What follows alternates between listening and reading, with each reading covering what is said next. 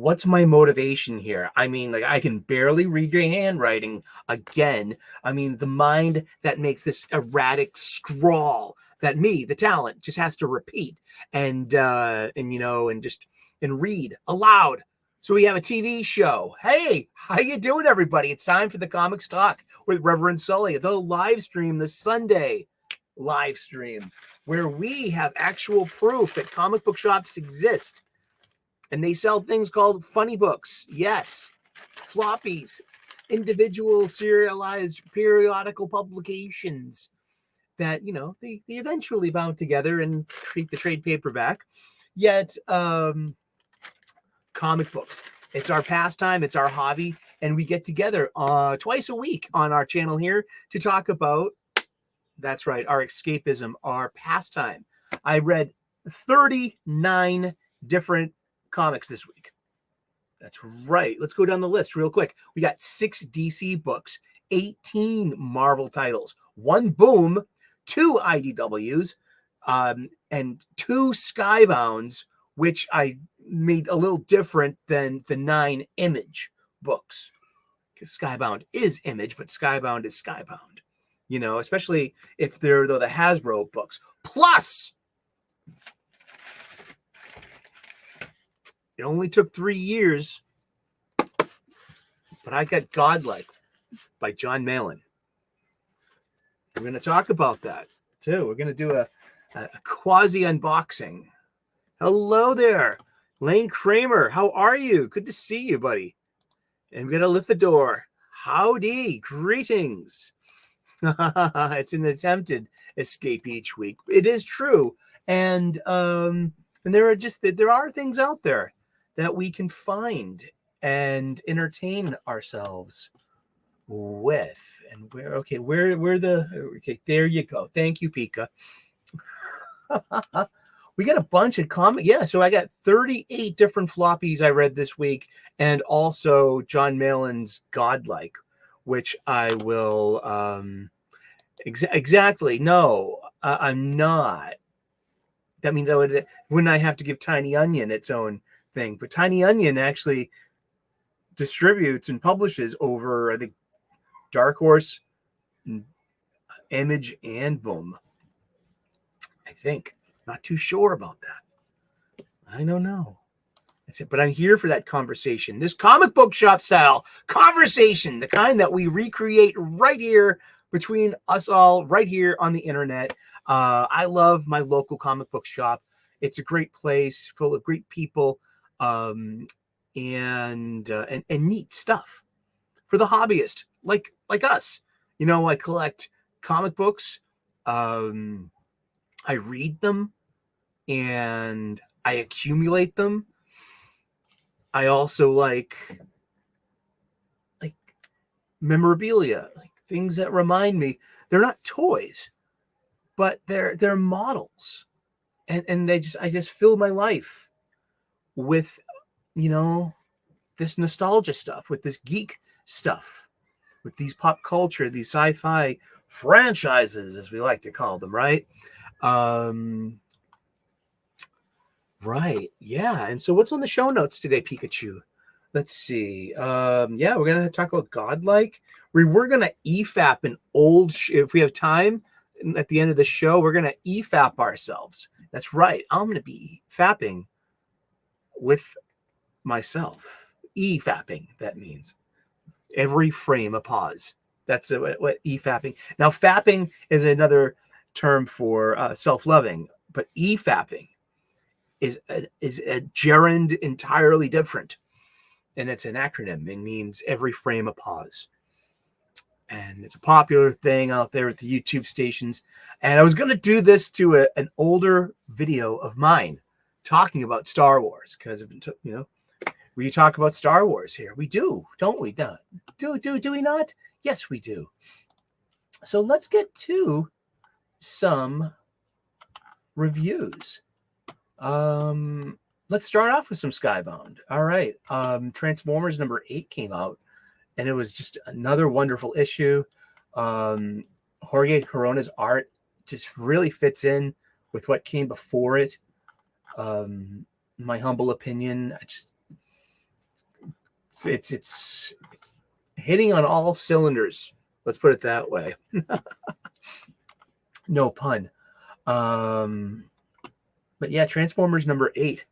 It's a fun issue, yeah. And it was I got a physical copy. Yeah, it's in my pull list. I am reading Transformers. I am reading Skybound stuff, with the exception of Void Rivals. I think I'm pretty much. I got all the other Energon Universe titles so far, and also G.I. Joe: A Real American Hero. Yeah, let's see if it does well under when Ben Abernathy gets there. Indeed. We're going to talk about the Energon Universe Special number 1 for $3.99.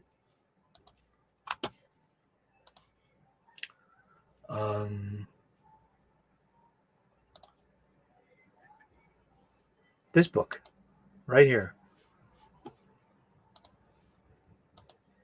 Blow that shit up. That's some Daniel Warren Johnson. That's the A cover. And this fight actually happens in the book. And that's good. And it's like this. You had 3 tales from the 3 big writers. Joshua Williamson will be continuing into codename G.I. Joe. And but there's a big but with this issue, though, in my humble opinion.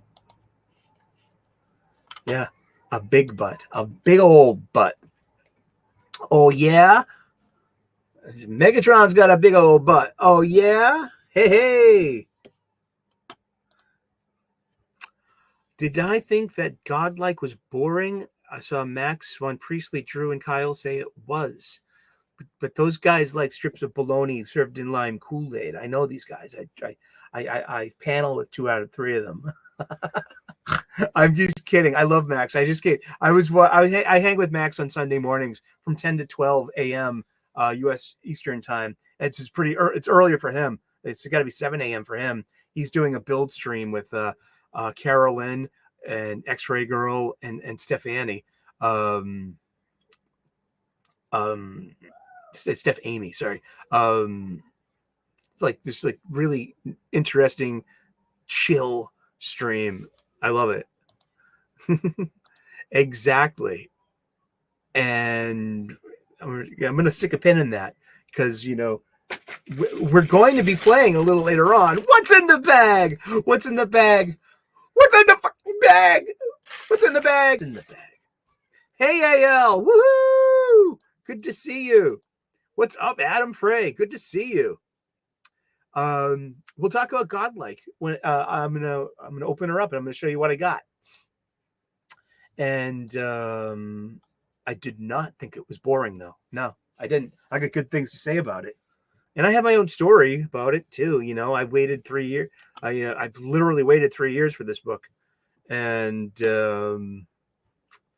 Lane Kramer is making a statement. So Eric, finally seeing pretty much the entire reveal for the X-Men line, I decided to skip all of it. It's because of this I decided to do a short-term collecting of the Absolute Power event. I hope you like the voice characterization there. I was lifting off of Brian Blessed, of course, British actor. You could see him a lot in Space 1999, and also the 1980 masterpiece Flash Gordon as Lord Voltan of the Hawk people. Dive! Well, who wants to live forever? Fucking love that book. Okay, we had Crocodile Black on Boom Studios. This is by Philip Kennedy Johnson, and it's part 1 of probably maybe a 4, 5, 6 issue series. Don't know yet, but it's hyper violent and very grotesque and gruesome, and it's got maybe about a haunted pair of shoes, a haunted pair of boots, and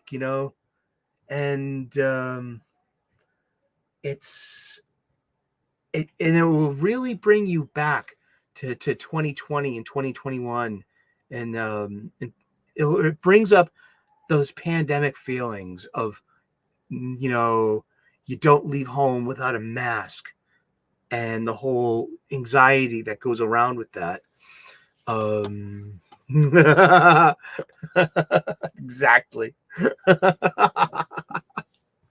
And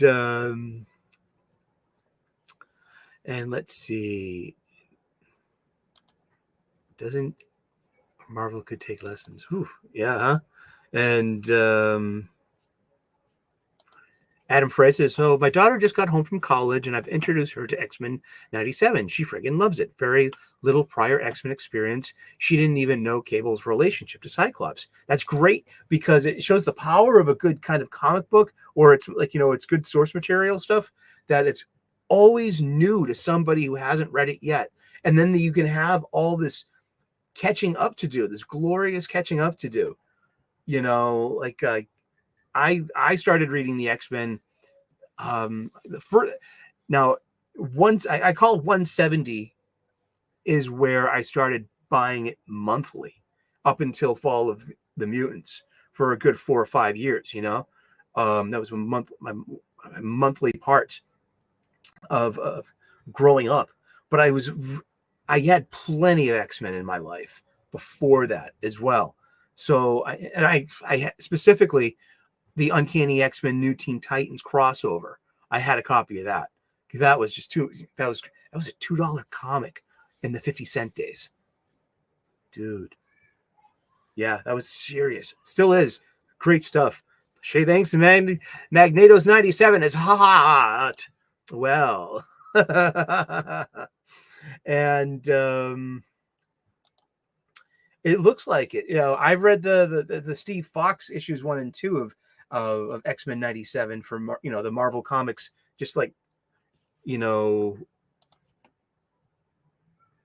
I don't think it's printing actual 97 episodes. I don't think it's doing that. I think it's just telling, like, you know, using the style and the property and the corporate syzygy of it all, you know. And I found it to be like really kind of like iconic and refreshing, and everyone had their own their true character voice. And I know we give Steve Fox shit, you know, for writing the way he does it, but this one was pretty much really good. It's X-Men 97 issues 1 and 2 on Marvel Comics now. So that's what I really know about X-Men 97. It's I don't Disney Plus. Yeah, I don't, and I don't even bootleg. I don't even watch them with like a friend's password either, because I don't want to give them I don't want to give them what they want the most. I want to deprive them of metrics, of my clicks, of my time viewing their content, and being part of their grand algorithm to make more trash content. I've gracefully and blissfully avoided all of the Marvel stuff that they did, and I think I've watched 8 minutes of one Star Wars show, and it was the final 8 minutes of the Obi-Wan Kenobi show, and I wanted to watch that final duel, but that duel between them. I liked it. I was fine with that, you know, but I didn't have to watch the rest of the show or all the social messaging, that just this luggage that went along with it. And I didn't have to I don't have to agree to any of that, you know. It's not what, it's all just noise, you know. Max builds Warhammer stuff on his streams, blissfully so. We bust his balls. He's like, you're playing with your dolls again there, kid, huh? And he's a good guy. I love him. I just became a member of his station too. So like now I can use those super the super emoji buttons. So yeah, I'm not sure if I'll do memberships. I'll think about it, because, you know, and you know, I could be someone's grandpa, and I'm pretty hot. You see, you know, hello. I'm a silver fox, apparently. Ain't that cool? But Crocodile Black, yeah, by Philip Kennedy Johnson, illustrated by Som, S-O-M, Som. Yeah, see this. Here's your credit page. Here's our cover by Boom Studios. And I passed on this. I was gonna get it, and it's like this haunted pair of crocodile boots, and so it's like the spirit of the killer. See, it's May 2021. You see it right there in the narrative caption. And it just like, when it first hit me that this pandemic thing might be real, it was today. I walk into the McDonald's on Franklin in the middle of the day, like 2:00 or something, and it's empty. And I just don't mean customers. I mean, there's nobody. Doors open, lights on, fryers beeping like crazy. I knew things weren't like great, right? And then just, but deserted McDonald's on a Saturday afternoon, that's some end times shit. And you know how I feel about, digital work. And also, but one thing about, see, look at this bing bong right here. That was at least hand drawn on the tablet, and this also, because this has like a nice kind of watercolor kind of look. And boom, look at this. See that boom? That's a great boom. Those two booms, the splack, that's really great. Those are at least, even if this was drawn on a tablet, this is like I think it's some decent stuff. And then the kid with the family in the troubled past, and he's making deliveries, and he comes into the house, and the guy is dead in the chair, but the boots, he came back for the boots because the boots called out to him.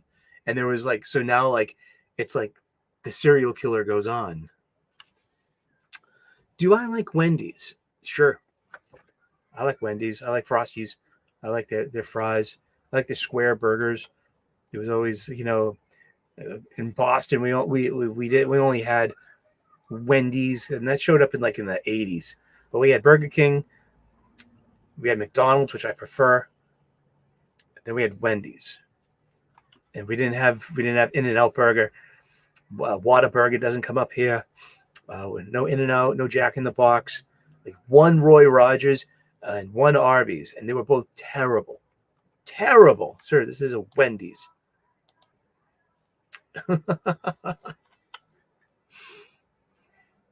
And oh, cool. They're setting up Onslaught. That's good, because they have 2 or 3 seasons out of this, And hello, Dwayne Muth.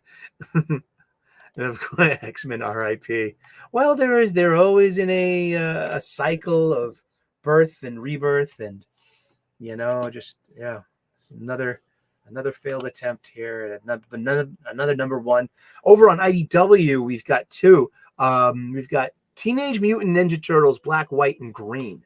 So it's taking the, we talk about this a lot. This is a trendy trend. It's just black and white with one color. And it's got 4 stories, and it's 44 pages of art and story and cover, $5.99. And I will pick up the one that actually has some Kevin Eastman art, because the Kevin Eastman art, he still makes art here and there, but this was pretty good. And I don't think any of them had Janica in them either. And so that matters, because that would be IDW continuity for the, and they just wrapped up their Teenage Mutant Ninja Turtles at issue 150. That's been going on for over 10 years. IDW have had that Turtles license all this time for over a decade. So this is okay. It could have been better, and I could have I really want I want to see a Kevin Eastman one in this black, white, and green. That would be great and fitting. Under the Trees Where Nobody Sees, issue number 6. This is gruesome, terrifying, good horror, good psychological thriller, whodunit, a mystery, and things hiding in plain sight, and about a serial killer in a small town. And it's done in this style that looks like Richard Scarry, the children's book author and illustrator from like the early 1970s. Yeah, I like, I when it comes to, it's going to turn it. Hey, of course it's going to turn into an episode of Comics Aficionados when we get to talk about fast food aficionados. That's right. And the Sultan of Soup has his, I love McDonald's, but I don't think that they have quality food. So when I make burgers at home, I go two ways, and they're both McDonald's style. I have some romaine, and I shred it up, and I got some white onion or yellow onion, Spanish onion, and I dice it, fine dice, and then I get a kosher dill pickle that I slice into very thin, very thin slices, and from there you can go two ways with McDonald's burgers. I make the double quarter pounder with cheese with just yellow mustard and ketchup with onions and pickles. My mouth is watering. And American cheese. There you go. Boom. Or make some special sauce. Same pickles, 2 all beef patty, special sauce, lettuce, cheese, onions, pickles on a sesame seed bun. That's the old jingle. And this is, I don't want to show too much of this because it's going to show you this is issue 6 of 6. So this wraps up. This is going to make a really good collection. I'm not showing you anything else from this book because I wanted to show you a bit of the art and to say like, hey, this looks like Richard Scarry stuff, but I don't want to give away the ending because the ending's all over this issue. And is it a happy ending? Well, what else do we got? We got Image Comics. Let's start with Geiger 2 on the Mad Ghost imprint. Jeff Johns and Gary Frank. Beautiful art. Great panels, great pacing. Just great line work. I mean, there's real hatching. I love authentic. Yeah, Richard Scarry is like my favorite. As me too. And just like the anthropomorphic people, like in the small town with hardware stores, and they're all wearing human clothes, and they're all upright, and they this book is amazing. Don't sleep on beneath the trees where nobody sees. I mean, this is really, really good. Geiger, I passed on issue 1 of Geiger, and but I am getting Rook Exodus. That's where I'll focus on for Ghost Machine. And now, like Redcoat number 2 comes out this week. I passed on 1, so I haven't, and I know that's the place where the guy with Mark Millar and the canceling, and I heard about him. Actually, I've never been up there though. I've got 7 local comic book shops within striking distance of this, my Fortress of Solitude. We just lost 1. It used to be 8. And then I always say 9 because I always include Fantastic Comics of Berkeley, California. Owner operator Yule Carter, friend of the show. And if you need something, back issues, something hard to find, you missed something last week, his deets are in the details in the description of this show. Contact Yule Carter at Fantastic Comics. You could be your own mailbox away from having your own local comic book shop right there. Seriously, I've shopped with him several times now. Seriously, and I will again. He's great at picking up like little odds and ends that he knows that I can hit on. I can hit him up for, like Peach Momoko variant covers. Like, yes, please, thank you. And hey, Pika Shades, something weird just happened. He did a gameplay stream that ended up being 2 hours and 55 minutes long, and it still shows on my list of streams, but rewatching it, the opening 105 minutes are cut. And has that ever happened to anyone else? Not to me. No, I've never done a game stream either. But Geiger 2 is completely readable. It just sets up more of this, the building, the world building, more stakes. We're going to introduce some kids, and they got to get out of their situation.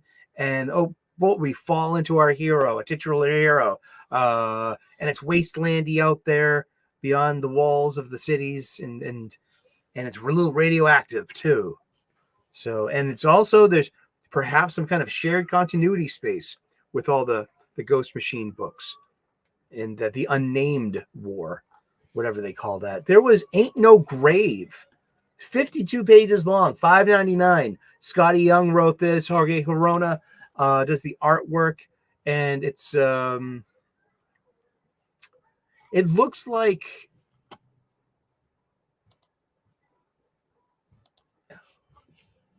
sure, this haven't said, it looks like Jorge Corona's artwork looks a lot like Sean Gordon Murphy's. And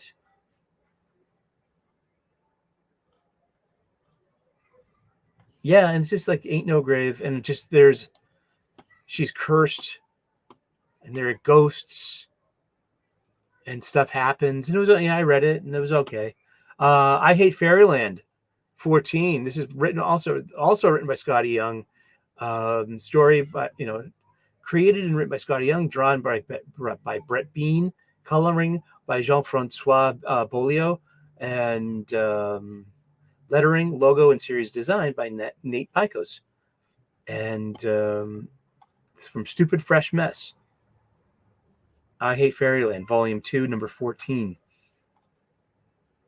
And it's pretty fun. This is over the toppy kind of like cartoony stuff. It's gross, and it's fine, and this is pretty fun stuff. I really enjoyed it, and let's see, we have Little Monsters, and now this is a collection, a trade paperback of a complete series written by Jeff Lemire and art by Dustin Nguyen. You might remember Dustin Nguyen's art from his work with Judd Winnick on Batman when they brought back Jason Todd. Oh, exactly. Yeah, I mean, I'm not into spoiling stuff. If I did something accidentally, it would be like, that an accident. But it's just no thanks. It's that good.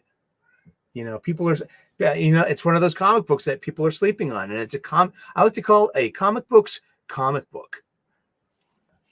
Like, more comics should be like that. Now, this is as well. This is a vampire story, and it's about child vampires.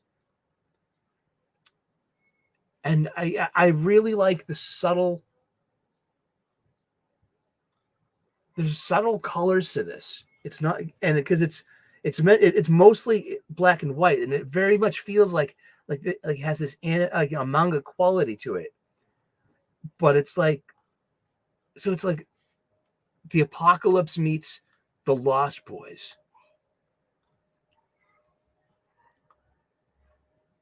And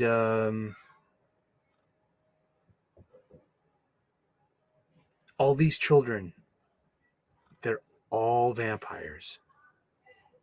And then they run into something that they hadn't seen in a very long time. Humans, fresh meat. They're children. And none of them have ever fed on a living human. Or a dying human, rather. If it's in the vampire's grip. So Eric, chat, how many of you own absolute editions from DC? I own the Superman for all seasons one, and been thinking about picking up Kingdom Come Absolute. For me personally, I prefer floppies over trade paperbacks, and I've never invested in an absolute edition. And especially now, correct me if I'm wrong, Elaine, if those are slightly oversized, so that they blow up the dimension, they're a bit more like magazine size pages instead of, comics size pages. And I don't have any. And Geiger's okay. Redcoat's doing it too. It's fun. If you like, Redcoat's, if you like 80s adventure movies, you know what I mean, with a sci-fi twist, it will remind you of Highlander, and it reminds me of Highlander in a way. And it's like he can be killed, but he comes back from the dead, and that's how he travels through time. He's like, oh, you know what I mean? it's and he doesn't age. And so it's going to be fun with the man at a time concept, and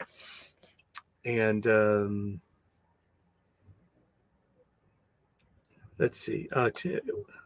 Nuke got 2, but he regrets buying them. Oh, let's see. Yeah, they were bigger than, say, an Omni. Yeah, and okay, and they will not fit heels. Yeah, and they have slip cases to them as well. Like I've seen Ultimate Dark Knight, but I have Dark Knight, and I've been reading Dark Knight all my life. What's having, some absolute Watchmen? But guess what? I have my old copy of the Watchmen trade paperback, and I want to go back and get those old. They're just 12 floppies, and you can get them at decent reader prices too. I mean, they don't break the bank. Those, I see them all the time. Old copies of Watchmen in dollar bins, but I love the old coloring before that they did the recoloring. I was into that. Yeah. Let's see what else we got. Sacrificers #8. That was pretty darn good. Rick Remender, Max Fiumara, and Dave McKeag. And Rick Remender's imprint is called Giant Generator. This is good stuff. This is a really good Dan Panosian variant cover. I wish I had that. Singularity, original graphic novel, 146 pages. Many different creators. This is an anthology kind of thing. It's like you have like a character who's conscious of his births, deaths, and rebirths. And it sets up this archetypical relationship between this masculine, sometimes feminine spirit, and this what seems to be an always feminine Kali type of destroyer. And this traverses the entirety of the life of the universe, and it will end at the Heath death of the universe. Or does it end? It was a pretty long read, but I went through it. It was I'm very grateful about being exposed to that kind of stuff. Let's see. Adam Frey says, tired of Marvel having like 4 different formats. I'm in the process of swapping my Hulk epics to Omnis, and then I'm done with epics. Yeah, I mean, I like Omnis are great. I mean, they look great on your shelf, but I mean, I got the Jack Kirby Fourth World Omni. I got it. I got it for a really decent price. It was on Amazon. It was more than half off, and but it literally weighs 10 pounds. It weighs 9.6 pounds, and it's so awkward to read in bed when I want to read. That's why, I'd rather have a floppy because they're so light and flimsy. You know what I mean? They're just like the opposite of a big book. Lane Kramer says, I'm considering Absolute Kingdom Come and getting due to the oversized. Yeah, see, those are 2 good investments. Absolute Planetary. Oh, tell me if does it include JLA and Authority and Batman Night on Earth? I mean, I hope so. I like to bandy about that. Planetary's not 27 issues. Planetary's 30 issues. Oh boy, found old G.I. Joes. Oh, cool. Good for you. I like that. I love those. Absolute Crisis on Infinite Earths, DC New Frontier, Kingdom Come, JLA Avengers, the it's really because they're hardcover, they're oversized. There's so, and proving the point that these publishers get by on publishing and republishing their old content because that is what sells. That's nice. 31, there was a preview. Thank you, Mark McGrath. How you doing, buddy? Good to see you. Happy Sunday to everyone. Seriously, and thanks for coming by. We have the Deviant. This is Tiny Onion. This is James Tinian. See, in the Tiny Onion imprint. This is done on Image. I've also seen Tiny Onion publishing at Boom and at Dark Horse, I believe. Or is it IDW? Correct me if I'm wrong. Hello, James. Good to see you. How you doing? What is up, chat? I couldn't follow this book whatsoever. See, Hassan Atsamani Allahu. Is he on the cover? He is. See, he's all over the letterer. He's the letterer. Edited by Steve Fox. So it's like Milwaukee, 1999. Yeah, and it's just this is a little a little too racy to be showing. The Deviant number 5. We had The Last Mermaid number 3. We'll stick a pin in that, as we like to say, because previously a loud mermaid and her only companion and an axolotl named Lottie rode an endless desert wasteland on a vital quest. It's pretty fun. I like this book. Elithador, I really enjoyed the Deviant and think it will read better as a trade. Yeah, because they're all written for that too, in a way. Happy Mother's Day to all the mothers out there. Thank you so much. And happy Mother's Day to my mom's out there too. Hi, Mom. The hardest working mom. She worked 2 jobs. She was a single working mom with an only child, and she made it happen. She busted her ass, and we got out of the projects. And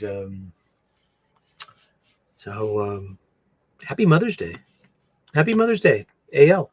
She's someone's mom. And then we have The One Hand by Ram the Fifth.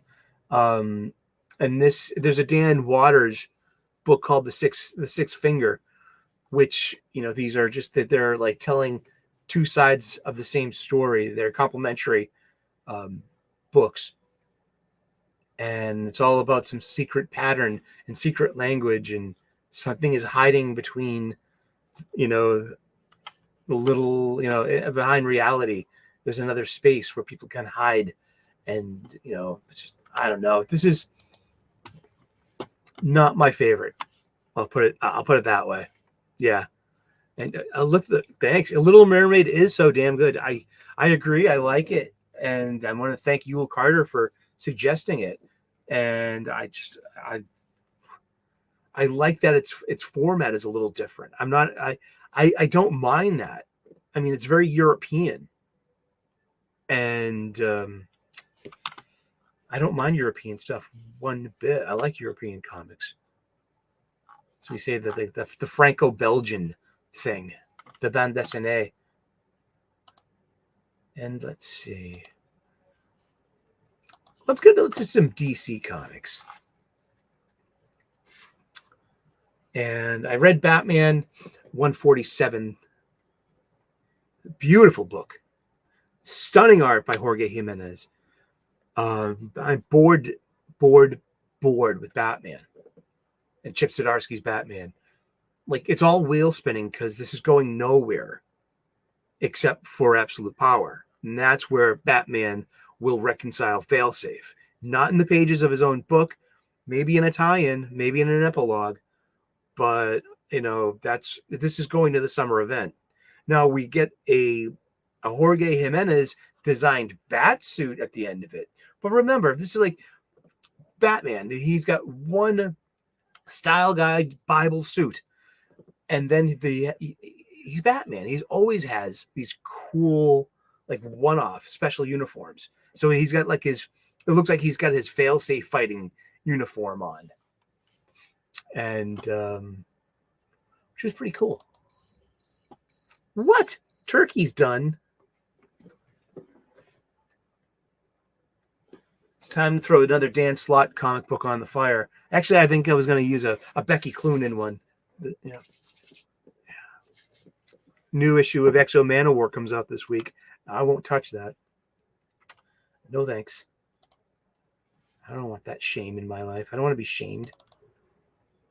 That shame of buying your stuff after you've blocked me on Twitter for adjacency with no... Oh yeah, and there was a backup feature too with the teacher.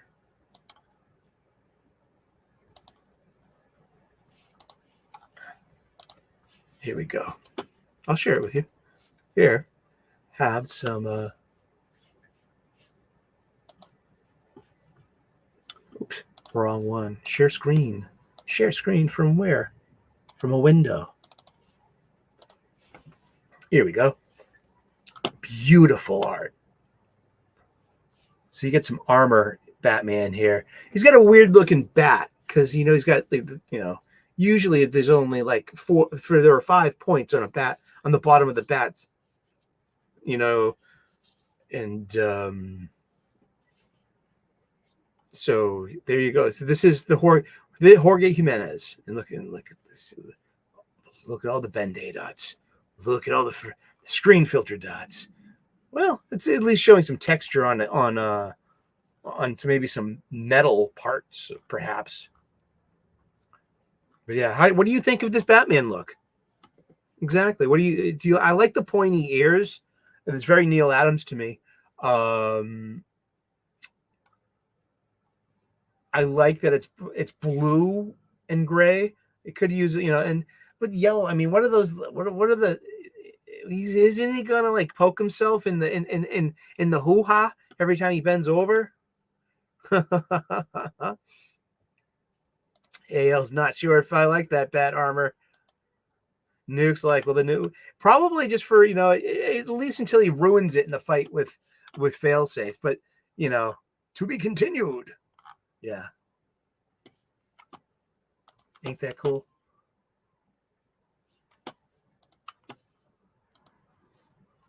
What else we got here? We got Birds of Prey.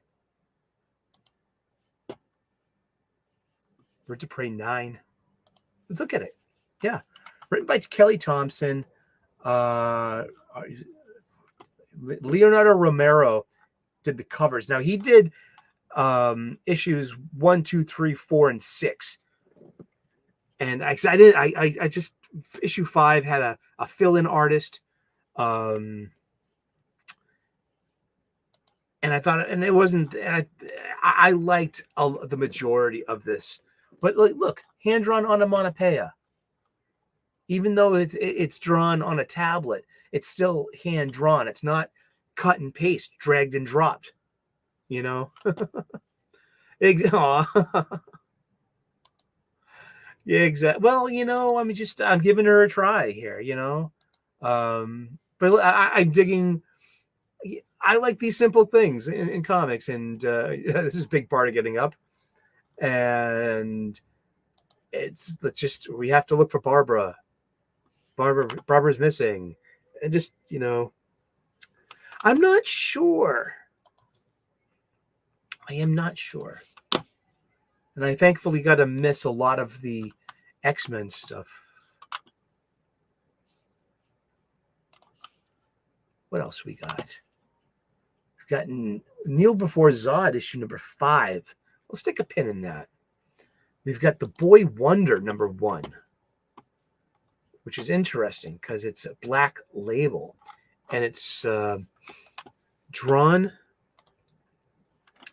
and written by Juni Ba, who he's from Senegal, which is in Africa, and English is his second language, and he didn't really start reading Batman, like traditional Western superhero books, until like his late teens, early 20s.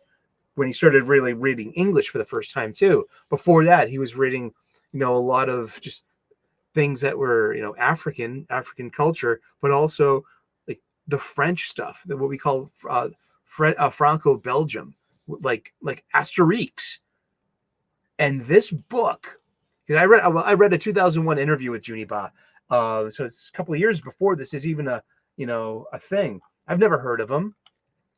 This is Black Label. It's called The Boy Wonder, and this is about Damian Wayne.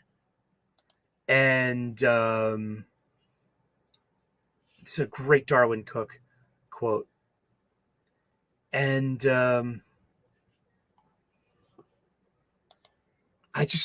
this is a really wonderful comic book. I'm so glad I took a chance on this. I really did. Look at that hand-drawn onomatopoeia.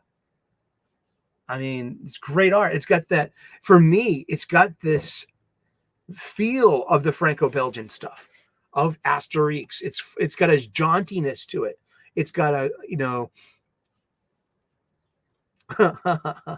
I kind of liked it. It's comedic to a point, and also this is Black Label. So this is like, it can be violent, and this is, its own thing. I really enjoy the hell out of this. It's cartoony in a way, and in places.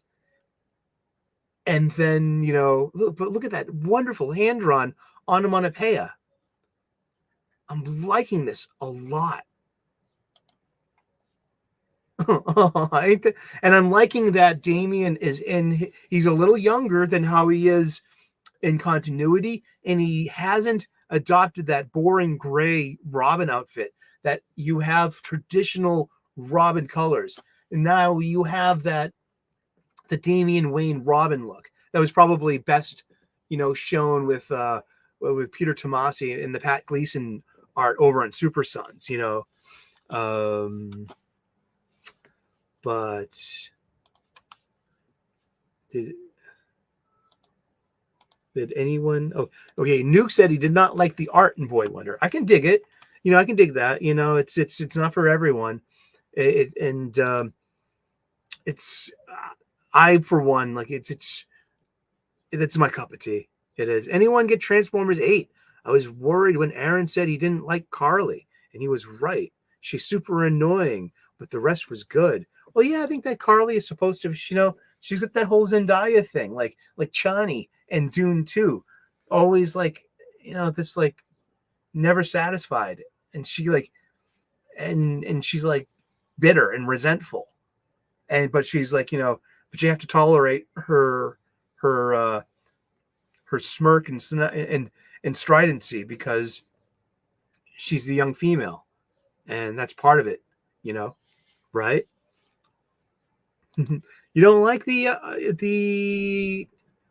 art just changed too. I mean, we have a new artist on Transformers. We'll get there in just a minute. We have some Transformers in this bag, perhaps. Now, here is one I should be getting myself. I understand that I should be buying this. And this is Poison Ivy by G. Willow Wilson, with really good art by who's Haining. And so this is basically the culmination of the new secret origin of Pamela Isley, and having Jason Woodrue, the Floronic Man, aka Fluoro, the new Guardian from 1988's Millennium. We have Floronic Man being referred to as Fluoro here, and we have Ivy stepping up, and so we still have Donna DC trade dress here, and see we have the Batman logo here. So this is group editor is Katie Kubrick, and it might still have Ben Abernathy's name on it. And that the art is ridiculously kind of digital, but it works for me here. And I like Solomon Grundy's use in here. I like this book. And you know how I feel about all those exaggerated Ben Day dot screen filter screen dot filters and stuff. But you know, sometimes you can't escape it. That's modern comic books, and it's a trend too. I mean, but overall, I mean, it's not bad art. Once again, I want to say that is hand-drawn onomatopoeia. That's not cut and dragged. It's not like a pre-existing asset that you're just click and pointing.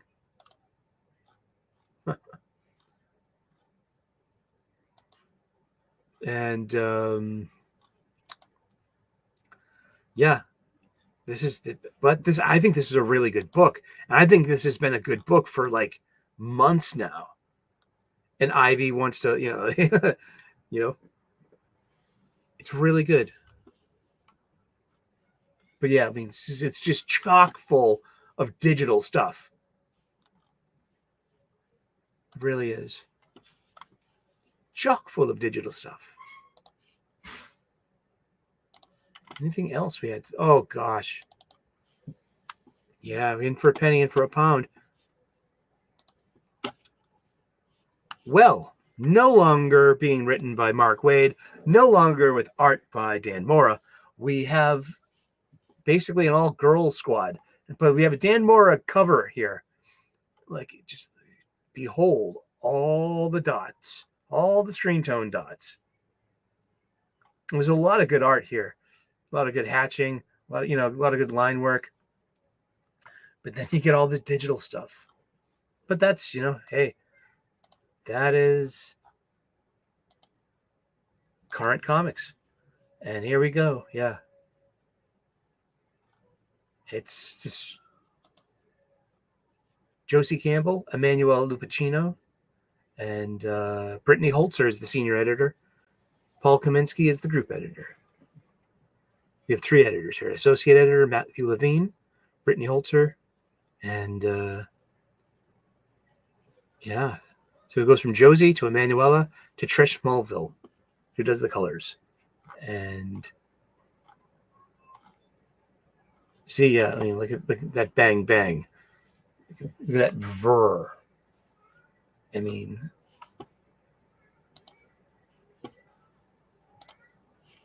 and Mary Marvel is interesting because that's Mary. That there's like, you know, the rest of the family, you know, Pedro, there's Darla, there's Eugene, and there's Mary, and there's Freddie.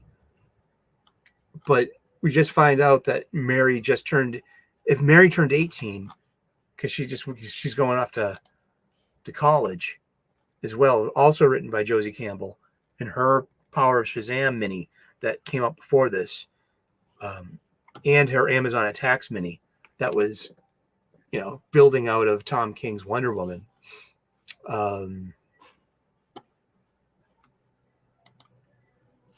She's aged out of her foster family. So what's like, you know, which is interesting because that's what, you know, can happen to, that's a huge thing that factors into teenage homelessness. With you, as soon as you age out, you turned 18, you're no longer in the system, and thus no longer my concern. And so, you know, things that affect the foster family, you know, she's like, how do you fit in the foster family now that you've officially aged out? Hey, Fair Monarch, good to see you. How are you? Floronic Man goes back to the Silver Age when he fought Ray Palmer Adam as a scientist in a lab coat. Now that is scary. Ha! Deep cut, Dwayne. Good going. I like that. But yeah, so yeah, it becomes it hasn't become Mary's complete story yet, but it'll get there any minute now.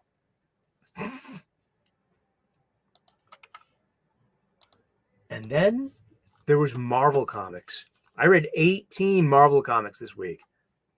We're gonna go through them all.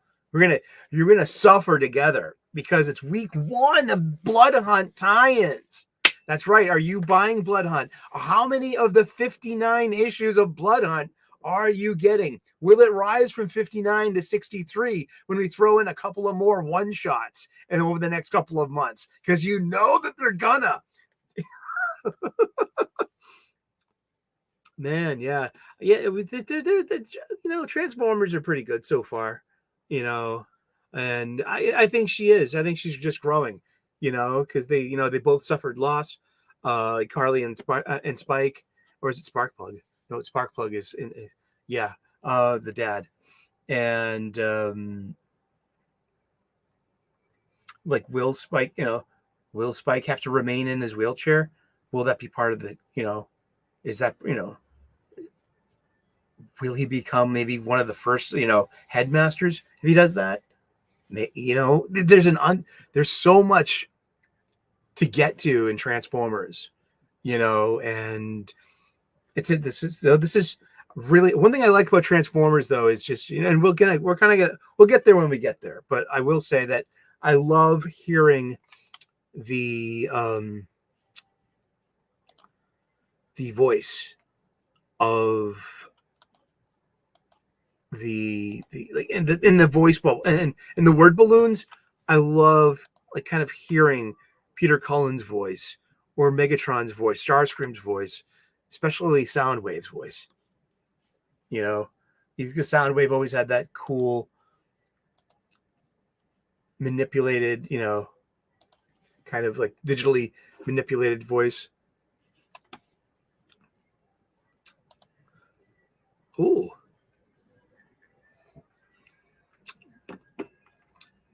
Yeah, they're going to get deluxe. Indeed. So let's get to it. Let's go down the list. Wow. Kieran Gillen, huh? So I've been reading this since the Hellfire Gala. Went kabooey! And we have, the mother and child reunion. And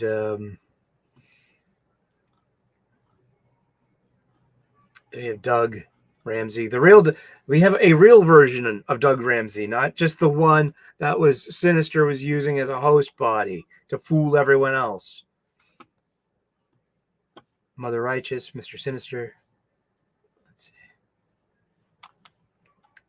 In the aftermath of the anti-mutant organization Orcus launching a full-scale war against all mutant kind, most of Krakoa's population found themselves trapped in the White Hot Room, a place outside of time and space. Hope Summers, Exodus, and Destiny have been leading the mutant refugees through the treacherous landscape with the help of Mother Righteous, who secretly had been planning to betray them and harvest the power of Jean Grey's connection to the Phoenix to become a godlike dominion. However, her attempt to this is all the info dump. This is what you need to enjoy this comic book. All of this. And it's just like, yeah. And it's about, Kurt gets reunited with his mothers, with Destiny and Mystique. Yeah. And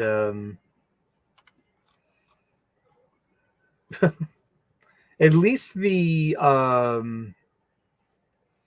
cover matches what's going on inside the book too. And we have, some Sebastian Shaw, just all these. We got those are Stark Sentinels.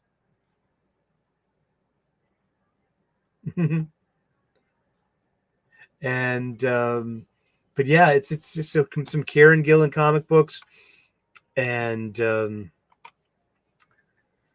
it's it's a bit much. Yeah, I don't think he's my favorite writer, my favorite X-Men writer. I'll put it that much. I'm not saying he's a bad writer. I'm just saying that when it comes to having a cuppa, I'd rather it to someone else. The part 9 of Sabretooth War, the adamantium armor unleashed. See right there, that snicked. I mean, come on, that's so cut and paste. That no, you see that?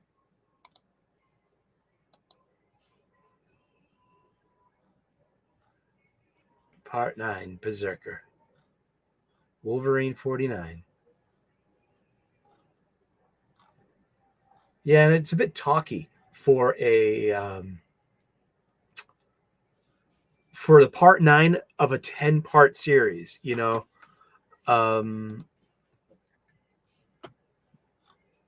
He kind of meanders a bit too much, in my humble opinion. But, you know, I'm in for the whole... I've been in for this whole thing. I've got all 9 of them so far. One more to go, right? We got Venom 33 by Al Ewing in a Blood Hunt tie-in.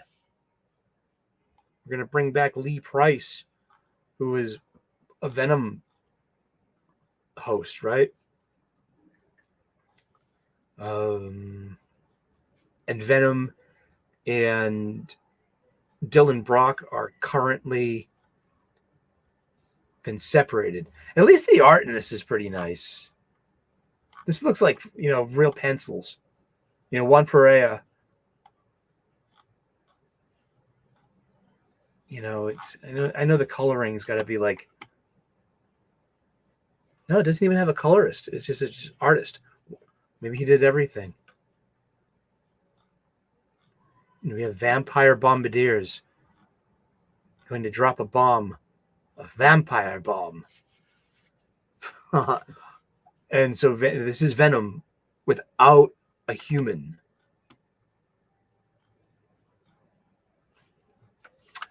Yeah. And it's also Blood Hunt tie-ins. Yeah. It is a lot of info dumping going on here. And yeah, that happened. Oh, fuck you, Greg Pak. There you go. I had to get that out of my system. It's the Sith Eternal. It's here we are. We're trying to dovetail original trilogy territory into sequel stuff. Now, this beautiful Lionel Liu cover. I think so. I love Lionel Liu. The Raising of Exegol, Part 1. And then we have the Schism Imperial. That's right. Meanwhile, Sabe, former handmaiden to Queen Amidala, has teamed up with Jedi pretender Warba in an effort to find Luke Skywalker, the son of the man she once knew as Anakin Skywalker. Yeah, this ain't all that good. This would be Keira Knightley's character. Ah, Nubian. And yeah. I mean, that's a Star Wars book. Yay. Blood Stunt. That's a good way to put it.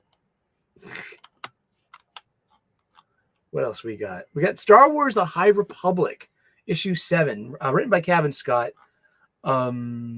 This is Star Wars Phase 3. The High Republic Phase 3. So season 3. And here's your Star Wars timeline.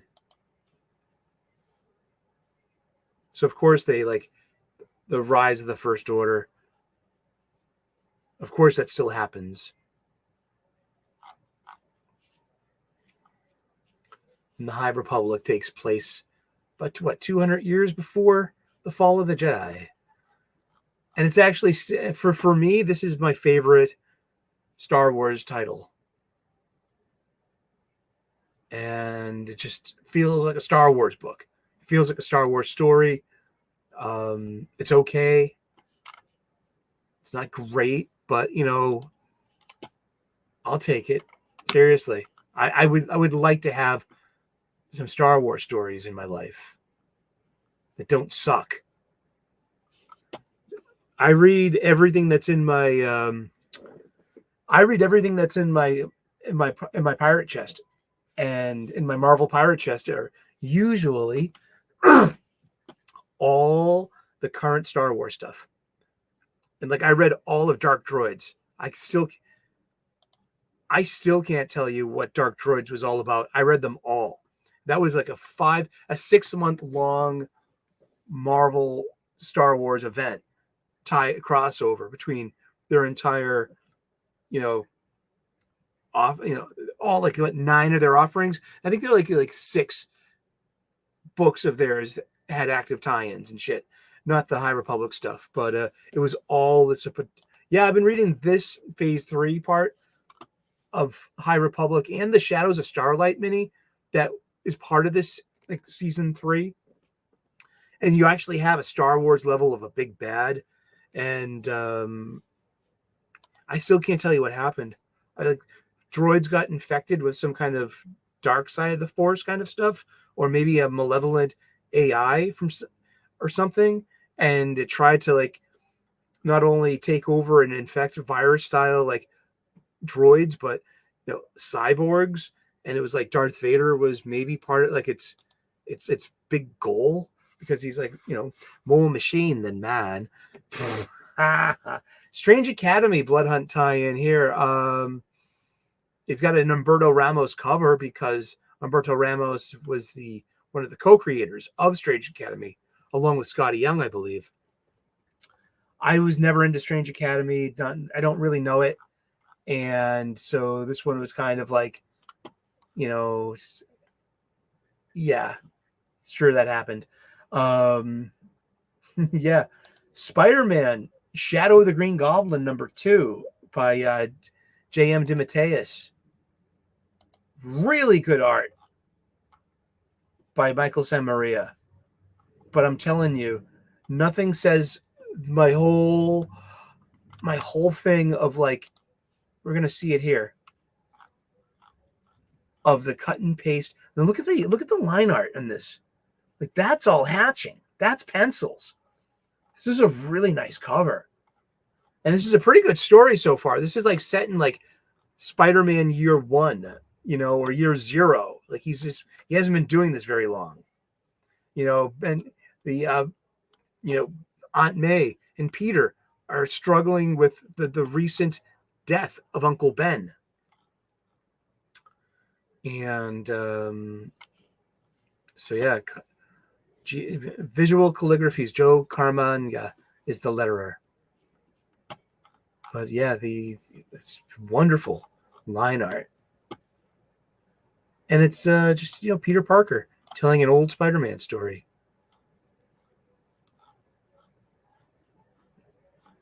But yeah, I mean, this art is great, but you know what?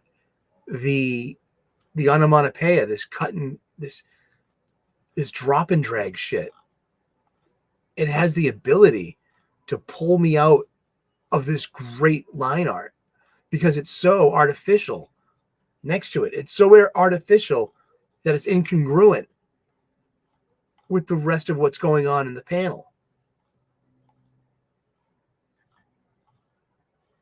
In my humble opinion. Yeah, see this cash? Look how awkward the play. Sorry. Okay, once again. Okay, so look at some of the. How long was I doing that? Yeah, look at all the hatching in this wonderful cover. It's some really good line art. I think it's really good line art. Nice panels, nice story told.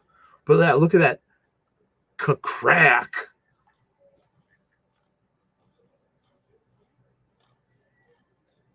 Yeah, sometimes the placement of these just drop and drag stuff, it just pulls me right out. Like, look at this. Look at that door. Look at the shadowing. Look at the hatching.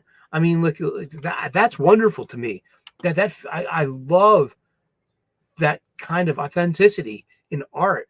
Look, those are wonderful backgrounds. Look, there are no just colors awash and with Ben-Day dots. Those are actual backgrounds. That's a boy's room. That's just his dresser drawer.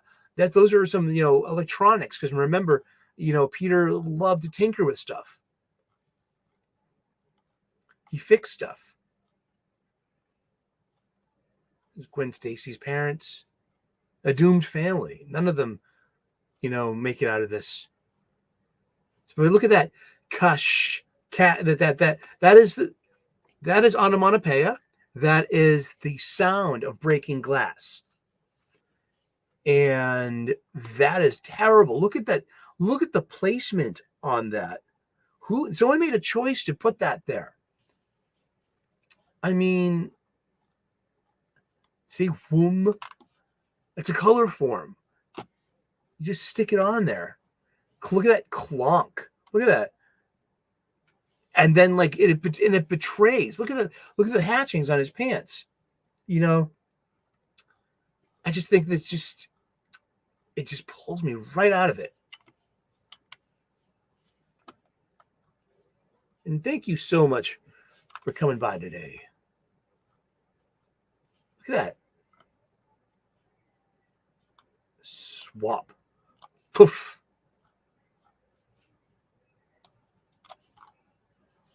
Pofk. And look at that whoosh. I mean, again, it's a bit too. I mean, do I have a point? I hope I do. I hope I'm not just pointing my point at you and sticking my point with you at you. Let's see, Giant Size X-Men number 1 from 2004 here. We got a great. I think this is a Brian Hitch cover. This is written by Ann Nocenti, the new stuff. And then there's a reprint of Marvel 2-in-1, issue 68. Oh my gosh. This legacy content is presented as originally published. Reader discretion is advised. Okay. And it's a team up with Warren Worthington III, Angel, and Benjamin Grimm, The Thing, Marvel 2-in-1. That was a really great Bronze Age. Catnip Everdeen. Hi. Cool. Good to see you. Thanks for dropping by, kiddo. And yeah, exactly. It looks like it was added post-creation. Yeah, exactly. That's where, the artist doesn't have to waste time on, drawing in their own sound effects. And no, we'll take care of that, and with the colorist and with the letterer. And who is my favorite artist? Depends. Era. I don't have an artist for the Golden Age or the Silver Age. Carmen Infantino, perhaps. Bronze Age. Jose Luis Garcia Lopez. It's the first off the top of my mind. They're actually DC is publishing in August a hardcover of the 1982 DC Style Guide. It has all 64 colors that they use. You know what I mean? And their Pantone numbers. It has spec drawings of all the DC superheroes as licensed properties, and how it had to have this unitive look done by this guy who was at the top of his game, who made the most iconic looking stuff besides Alex Toth, who designed the Super Friends. I mean, Jose Luis Garcia Lopez had that Style Guide look. And then there's George Perez, there's Neil Adams, there's Frank Frazetta. The list goes on and on and on. John Romita Jr. I mean, as for Bronze Age for me, before Copper Age. I grew up reading ASM, and then he comes on to Uncanny X-Men about the time of the Copper Age starts. Copper Age is between 1984 and 1993. So says at the end of the Overstreet Comic Book Price Guide in its glossary. Yeah. And but half of this book is written by Ann Nocenti, the new stuff. And yeah, that's some Brian Hitch art. Yeah. And it's just tripping through who is Warren Worthington III, who is the Angel. And it's it all ends up being some kind of weird mind play.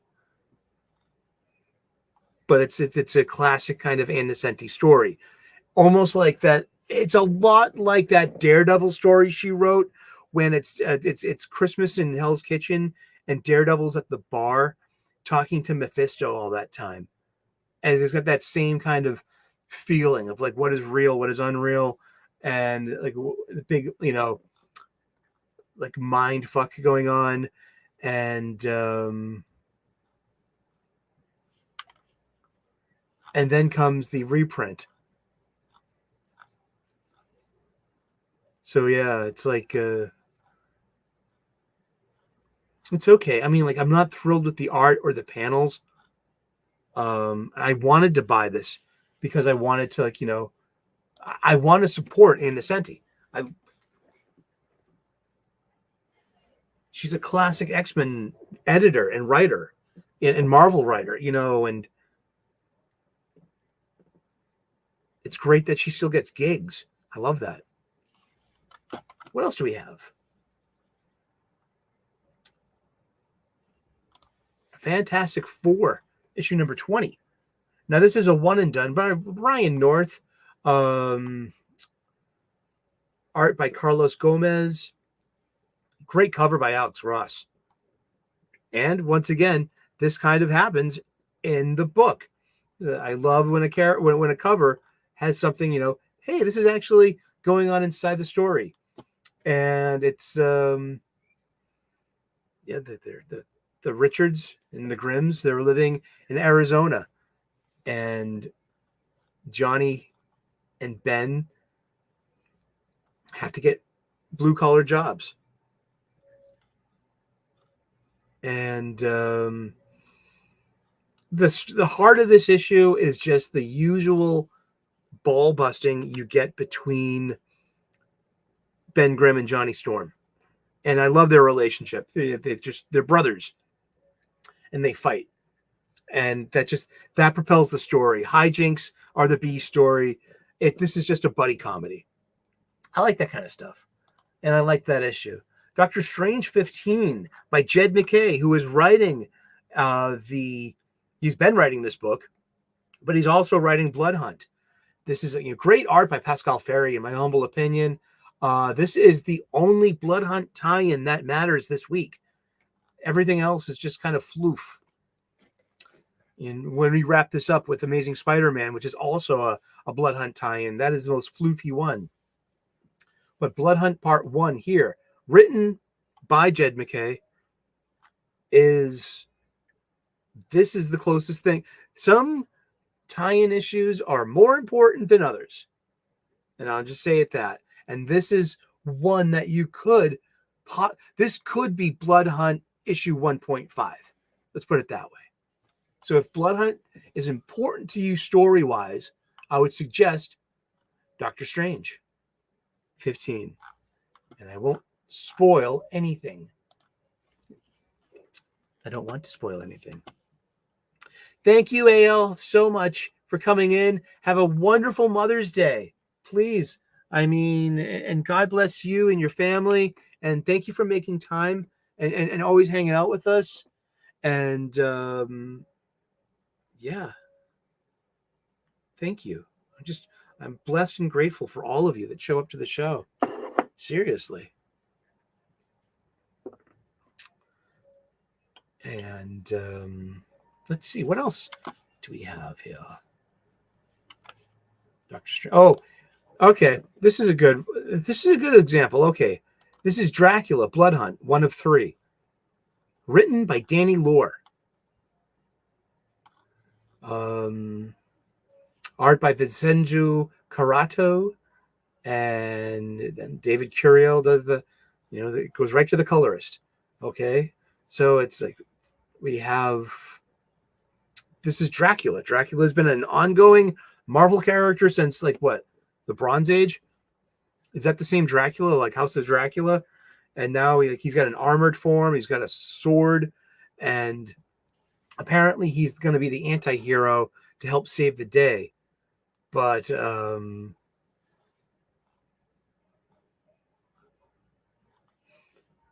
and now the story switches until 3 minutes and 33 seconds before the inciting incident of Blood Hunt, Sun Death, where the sun goes out and darkness overcomes the entire Marvel world, with the exception of Laturvia and Doctor Doom. Oh, wait 1 second, please. Stop that camera. Can't see this.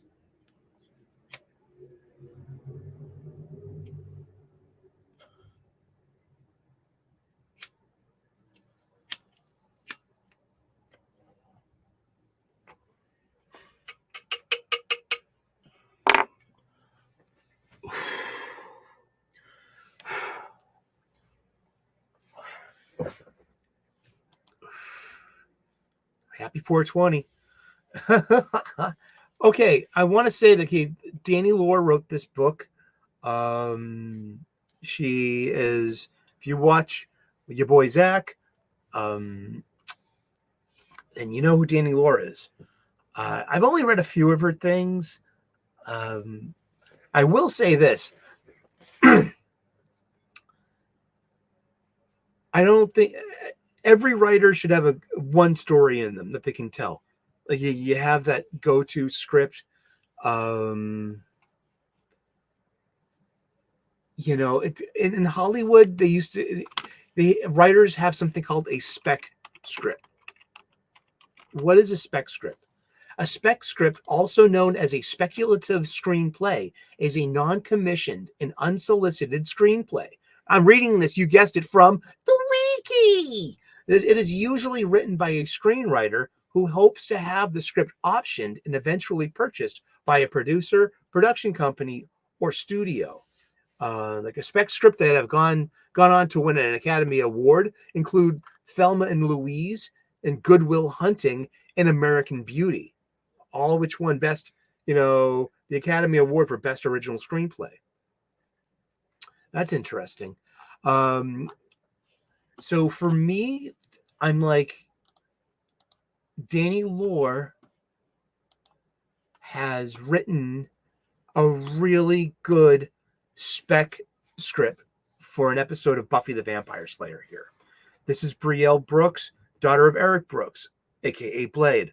Brielle Brooks is also, she's got a human mom, and she's 3/4 human and 1/4 vampire. And so a lot of this plays to me as a Buffy the Vampire Slayer fan. Okay. This is like, all I see with Brielle is Buffy. She's a substitute for Buffy. And this is like, everything is like, this is a Buffy story with a Marvel skin. And that's my story. I'm sticking to it. Yeah. And it was a pretty decent single issue. Will it land? I mean, seriously, like, I don't think that will she have 3 issues in her? That, I don't know. Her powers are going a little wonky. She don't know. It just this thing just, yeah, totally. This is a Buffy story. Yeah. Seriously. And yeah, you should have, every writer should have something like that in their repertoire. Like a spec story. This is a Buffy spec story I wrote 10 years ago as a writing exercise. I just need to change the names to protect the innocent. We have Deadpool #2 written by Cody Ziegler. Interesting. It's okay. It's fun. It's quippy. I mean, this is the Doritos for the mind. It's so much better than Alyssa Wong's previous. Alyssa Wong did the last Deadpool, and I don't have to be nice to Alyssa Wong stuff. She blocked me on Twitter. I'll give her a chance, and you do something good, maybe like that. What was it? Was it Steve the Shark or the no? It was Alligator Loki.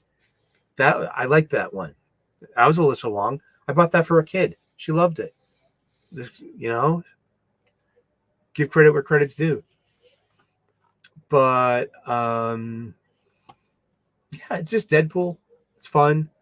I like Deadpool. I'm not the biggest Deadpool fan. Oh gosh, we had Daredevil number 9. That's a really nice cover. That's John Romita Jr. Ladies and gentlemen, John Romita Jr. And yeah, it's just the 7 deadly sins versus Matt Murdock. And the spirit of each one of these sins animates either a friend or foe. And who is next? He's currently Father Matt Murdock, and there's an orphanage. So, Alonzi story. Yeah, that's about it. It starts off with just the Daredevils fighting Bullseye. And yeah.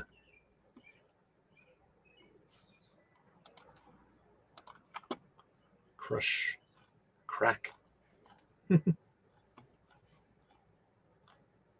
It's okay. I mean, it's just you know. Oh, in this one, yeah. I mean, Matt fesses up to Foggy.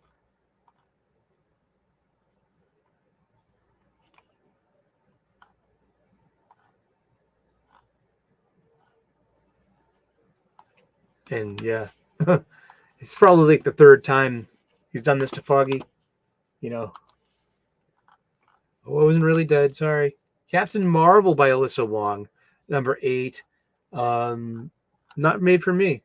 I hope whomever this is made for comes out and buys it. It has, this here's your would you like the info dump for Captain Marvel? Petty thief Uni Yang wound up wearing the nega. I don't want to say that word, Pikachu. We're going to get clipped and then we're going to get canceled. You know what I mean? They have to come up with a new word for this. The negative bands. After an energy-absorbing villain named the Omen attempted to steal them from Genisville. Now Yuna and Carol Danvers, a.k.a. Captain Marvel, swap places whenever they clang the bands together, with one of them becoming stuck in the negative zone. And this is an old Captain Marvel story convention from the Bronze Age. Rick Jones, professional sidekick, swap places with Marvel. Captain Marvel, the original Captain Marvel. That this has been done before. So that's okay. Endothermic. The Omen, along with the now ensorcelled Genisville, serves the Undone, a cosmic energy eater. I like proper use of hyphens. I do. Who sees Carol and her immense energy absorption powers as the ultimate snack. But Carol and Yuna have their own backup. They called in their respective families, powered and non-powered alike, and together succeeded in removing the Undone's corruption from the negative bands.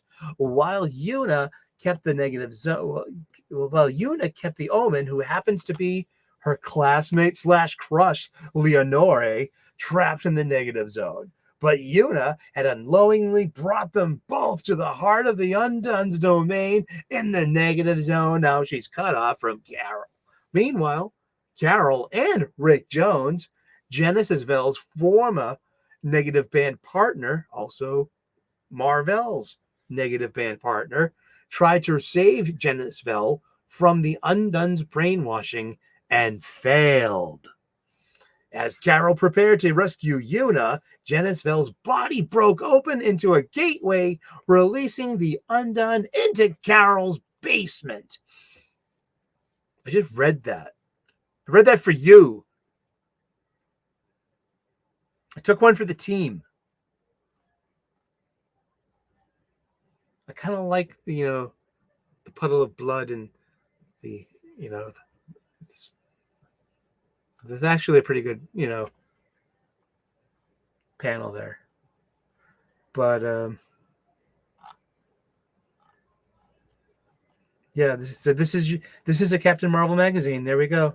We've got Hulkling and the Asgardian. They're a married couple. And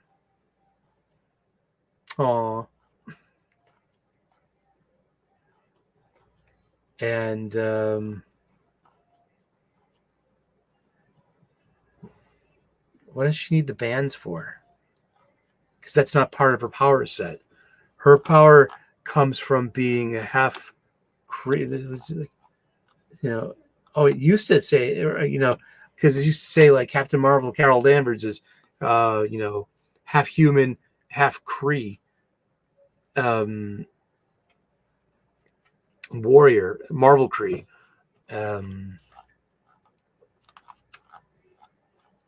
Whatever her, I always thought that Carol got her powers because she was intimate with Marvel, that they were boyfriend, girlfriend in the Bronze Age. That's my headcanon, and I'm sticking to it. Well, thank you for dropping by, Pika Shades. Going to sleep now. Thank you for the background noise while I wrote my script for my Reign of Superman video. Reign of Superman, that's a good... I like that one a lot. I like Superman's black costume. I think that's the only reason why Zack Snyder wanted to make those Superman movies, was to put him in that black costume. I'm a big fan of that black costume. Oh no, the power of purple will save you. But yeah, she doesn't need the negative bands. I mean, that was never her power set. She was just like, magically delicious, or just like super strong in the negative zone.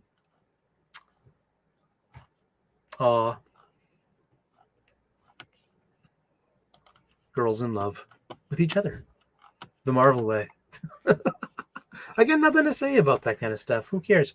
Captain America #9 by J. Michael Straczynski, with art by Jesus Ciez.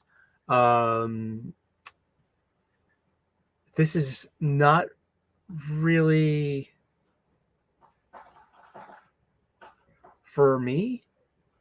It's a weird kind of thing, this front door theater. It's like, great art. I mean, yeah. It's just a really confusing story. Well, not that confusing, Here's some Blood Hunt. You want some Blood Hunt in your life? Yeah, well, here's an anthology of 3 different tales. We've got Man Wolf. We've got the original Hawkeye. And we've got Dagger of Cloak and Dagger. Because, Cloak is, he has got kidnapped and his powers used to blot out the sun here. The City That Never Weeps. Written by Mark Russell. You'll be hearing that guy's name more and more as time goes on. He's getting a few different things to write. Blood Relations, written by Christos Gage. And Once More Into the Darkness, Part 1 by Erica Schultz. And that is the dagger thing. And it's, Clint Barton saving people, street level,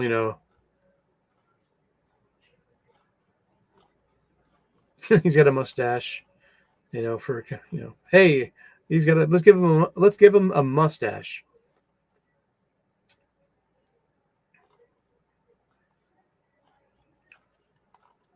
Then we get J. Jonah Jameson. You see all this purple? And then Dagger meets up with Elsa Bloodstone. I love Elsa Bloodstone. They've been using the same kind of Elsa Bloodstone since Warren Ellis's next wave, Agents of Hate. Love Elsa Bloodstone. Immortal Vampire Hunter. Yes. We get Avengers number 14, written by Jed MacKay, and also a Blood Hunt tie-in, this is a pretty good Blood Hunt tie-in in my humble opinion. Is it as necessary as Doctor Strange 15 this week? I don't feel that, but they're both written. These are all written by Jed MacKay.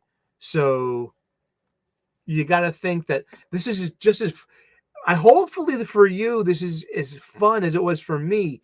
Like back in Infinite Crisis, you would always get the Jeff Johns. See, Jeff Johns was writing Infinite Crisis, but he was also writing Flash at the time. And he was also like writing, I think, Teen Titans as well. So getting those tie-in issues was more important than just like some of the one-offs and the one-shots. So yeah, I mean, Blood Hunt Part 1. So yeah, it's just Avengers assembling. Cap puts out the, the sign.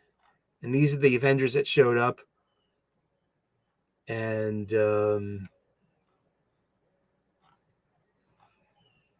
it's an interesting team. And I like Pietro.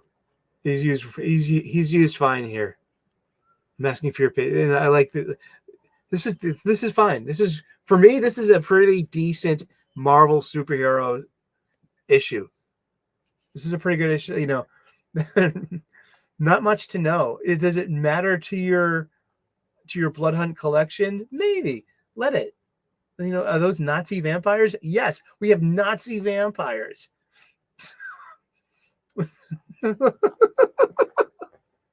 So you can go into extra kill mode. Nazi vampires. That's great. I've known good vampires, never asked for this curse, and who don't inflict pain on their hungers another, but I've never known a good Nazi. So let's not get right away.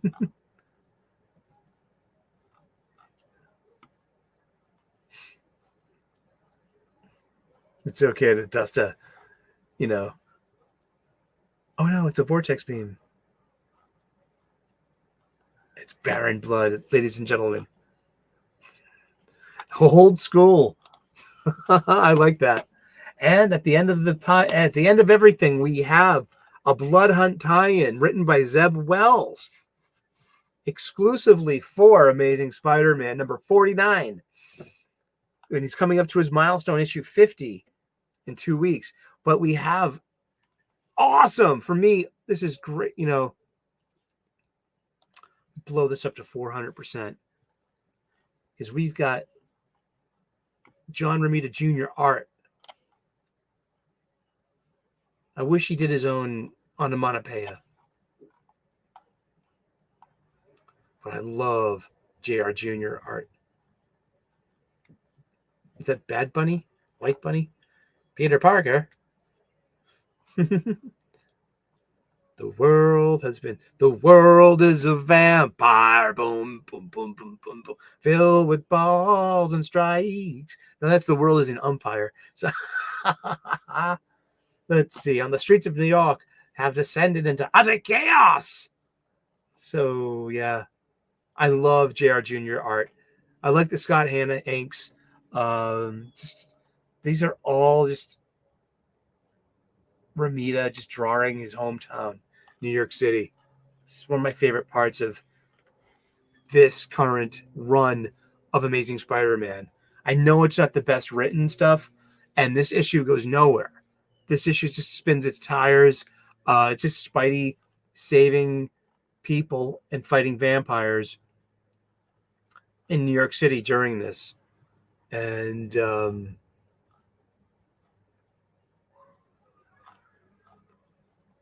I just love Romita's art. Look at that. Look at that. It's all hatching, cross hatching. That's shadowing. You're not using digital effects right there. You don't need them because you have this artist who knows how to look at that face. Look at the light source. Love this stuff.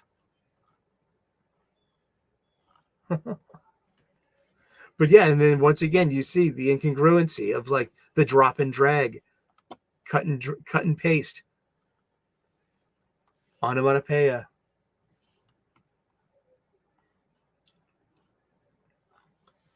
You know,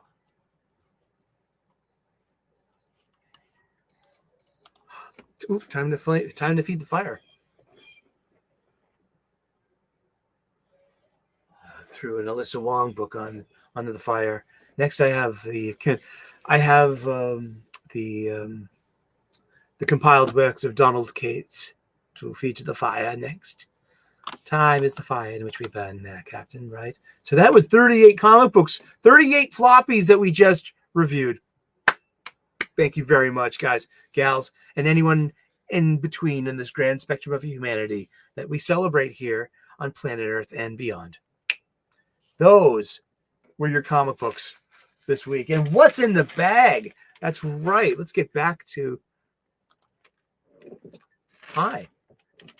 Happy Mother's Day, everyone.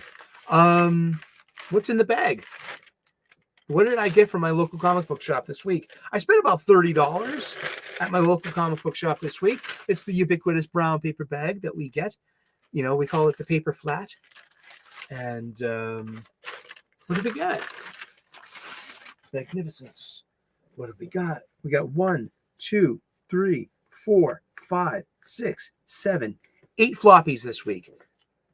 Periodical publications. Behold. I got, hey, good morning, Gray. How are you, buddy? Good to see you. Konnichiwa da. And I hope you have a cup of coffee with us, please. I made some breakfast and coffee. Look out my window, and what do I see? Crack in the sky and a hand reaching down to me. All the nightmares came to play, and it looks as though they're here to stay. Oh, you pretty things. Don't you know you're driving your mamas and papas insane? Gotta make it plain.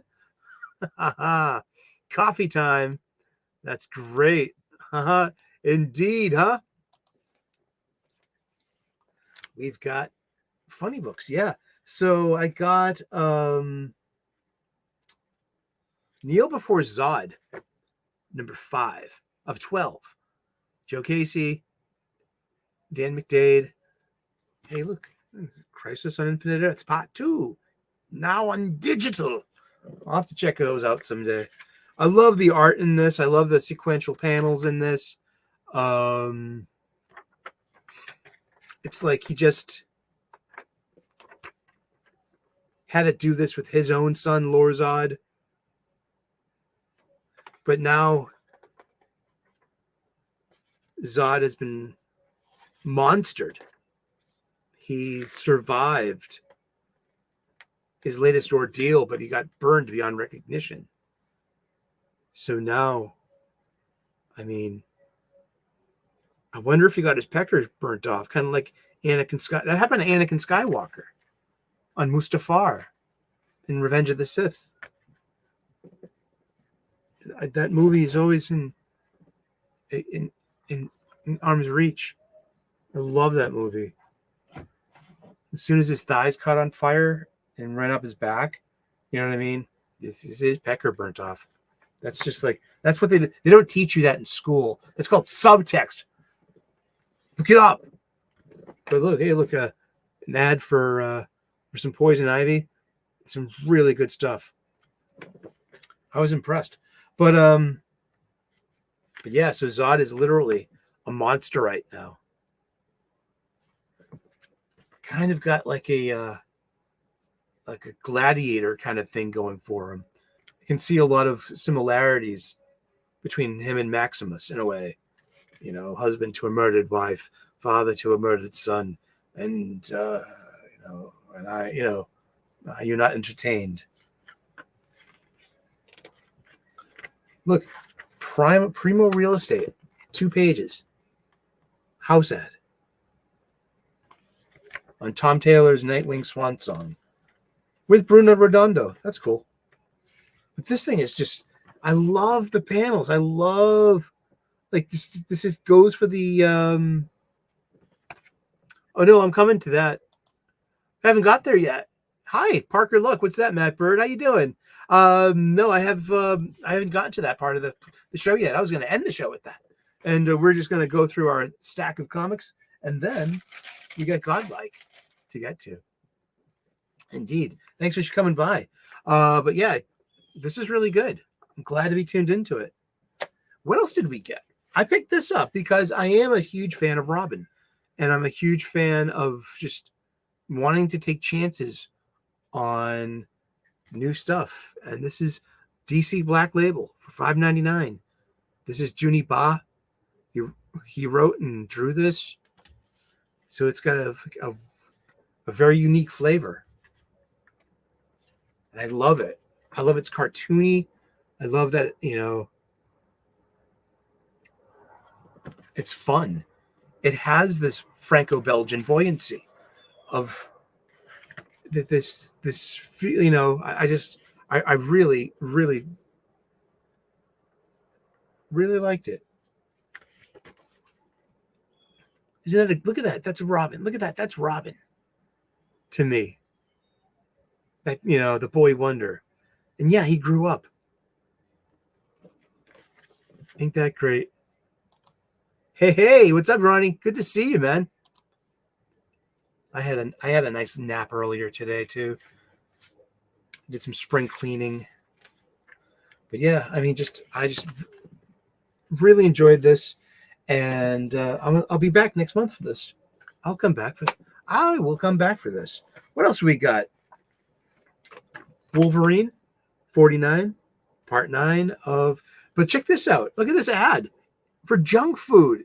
When was the last time we saw an ad for junk food?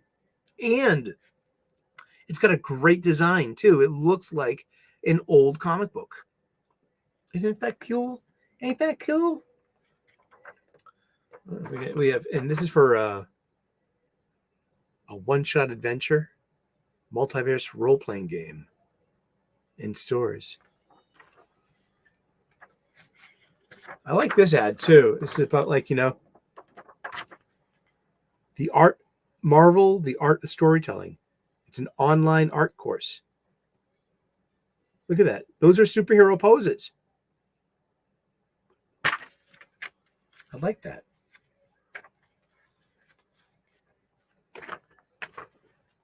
Here he comes. Just watch out. Why does he need armor? You need to read the book. Find out. Don't let me spoil it. I'm not going to spoil it for you. No, I'm not going to do that to you. Vault Comics Barbaric #1. I read this in my my digital pirate chest last week, and this was free for anyone with a pull list. So yeah, I got this $4.99 comic gratis on the house. This is it. $4.99 comic, and it's a really fun way to start. It's really over the top, bloody and violent too, but we have a band of heroes, and one of them has amnesia, so they have to catch up. They have to remind the amnesiac. So it catches you up really PDQ pretty darn quick. I really like that, and it was fun.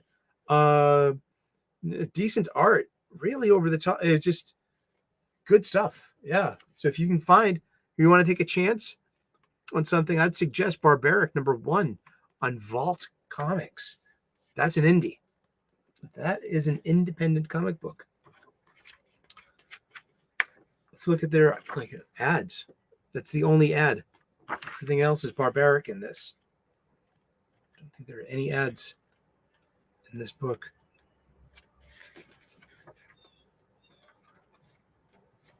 There's one. Oh, it's Deathstalker. Oh, that's a preview. Slash presents Deathstalker, the return of the last great warrior king. But yeah, so there are no other ads. Wow, that's good to know. Oh, interesting. There you go. Barbaric. From Vault, we got Transformers 8.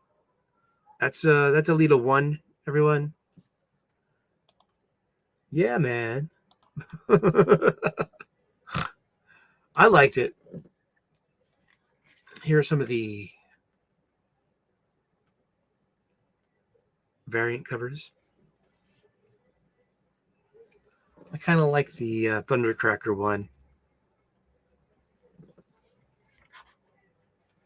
I think that Jorge Corona's art fits with what Daniel Warren Johnson, was putting down. Still, I mean, just like, yeah, it's wonderfully artsy. I like that. I love hearing Soundwave's voice in that. This is such a you have this moment of extreme pathos. I mean, now we find, like, we've seen Jetfire before in robot form in Void Rivals, right? But now it's just like they only had so much of his spark left. And he says he can't see. And he can't transform. Why did you do this to me, Optimus? Why did you bring me back? And it's really interesting. I mean, like, wow. So they need a transport. But just look at that.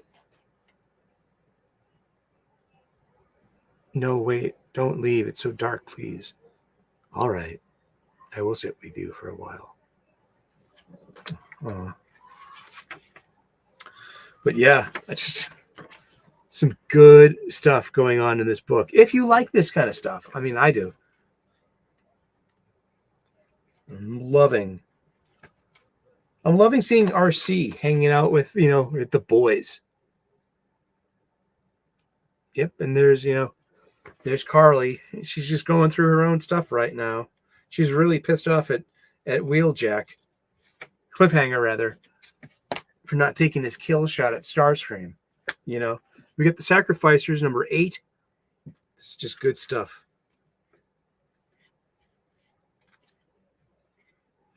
Don't know how else to describe it. I don't want to spoil anything for you.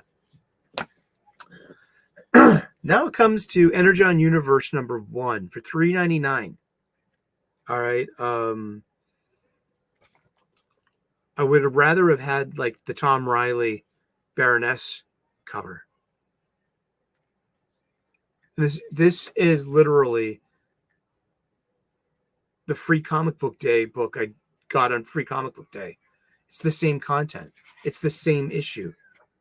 All 3 of these stories. Now, it's good news for us. Read between the lines.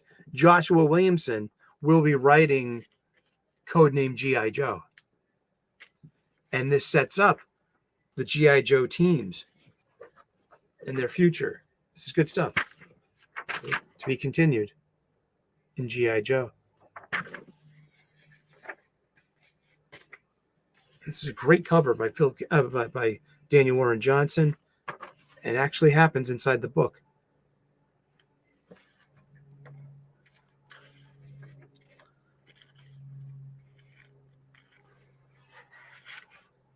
There's a Void Rivals book.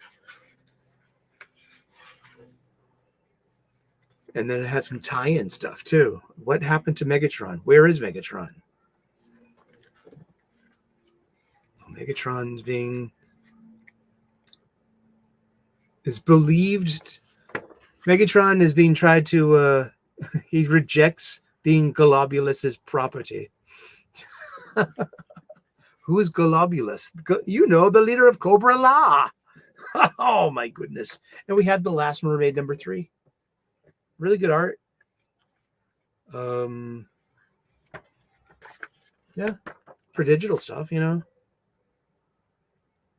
It's like a picture book for an anime or something. It's very, this could be, these feel more like storyboards in a way, but also, like I say, about hand-drawn onomatopoeia, it's here. So this is really good digital stuff. You know. Awesome. And that's it for comic books this week. Well, we've come to the question at hand. Has it been worth it to wait 3 years for John Malin's Godlike? It arrived this week on Wednesday. It was a Tuesday night, so I had it Wednesday morning. It was waiting for me on the kitchen table. So it came on New Comic Book Day. Came in a Gemini 2 mailer. Paid $75 for this, the Ascendant version. $85 altogether, $10 for shipping and handling, and basically the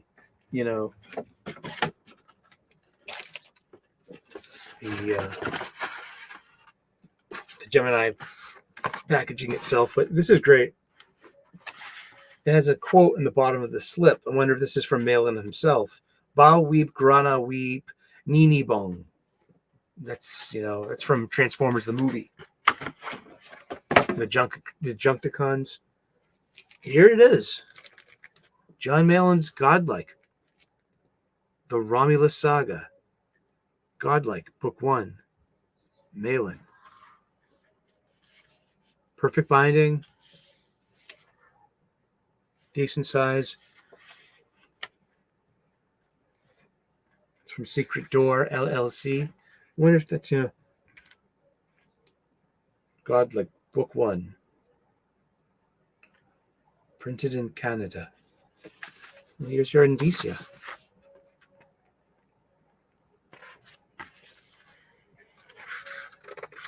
The first thing that I noticed when I opened this book was the lettering. I fell in love with the lettering because it's really nice. This works completely for me. I'm loving it. Like, look at the composition of this big ass splash page. Just setting us up. Lots of copy because we need to be introduced to this world. But I'm also getting this vibe out of this right here. This is like very European, like something out of Humanoids, like Meta Barons. It's got this. It really has that feel of Meta Barons here. And that's a compliment. I mean, I'm not accusing John of ripping Jodorowsky off. No way. It's just that it's big story, and it's just it's well laid out. The art in it is really good, and it is only book 1. I mean, John Malin's a really good artist. I really was unfamiliar with Malin because I'm a fan of the shows, the YouTube culture, the YouTube sphere. I've been watching Jack Show since lockdown, and getting up at 3:30 in the morning on a Friday, I just put on Jack Show, and it's wrapping up. You get to see how drunk Cecil is and how or what gross thing Anna's trying to show us today, whether it's like a toenail gone bad or just some kind of, pimple to pop or some kind of unfortunate human malformity. Just the banality of this show is like my thing. And you got John Malin, who's the J in Jack. You have A for Anna, C for Cecil, and you had K for Kelsey Shannon, but he left the show. And well, hopefully he can come back one day, if he so, wanted to. Yeah, this is a lot like Meta Barons. I mean, and I like it. And that's the hard part, though. This is just book 1. Are we going to wait another 3 years for Godlike book 2? I haven't read any of his stuff. I was unfamiliar with his work on cable as well, and so I took a chance on Godlike. I didn't even get the Richard C. Meyer stuff either. The Jawbreaker stuff, I don't. That was before me. So Godlike is my first, my first purchase from John Malin as an artist, as a storyteller. And because it's just like, hey, we got, hey, Godlike, just, it's wrapping up funding, it was 2001. I mean, seriously, that was like, took 3 years for this to fulfill. I mean, let's see. Indiegogo.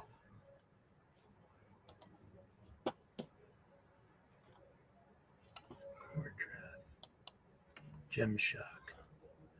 I backed Romulus. Yeah, I backed this on August 26th of 2021. It had an estimated delivery of September of 2022. And I got it, let's say May 8th, 2024.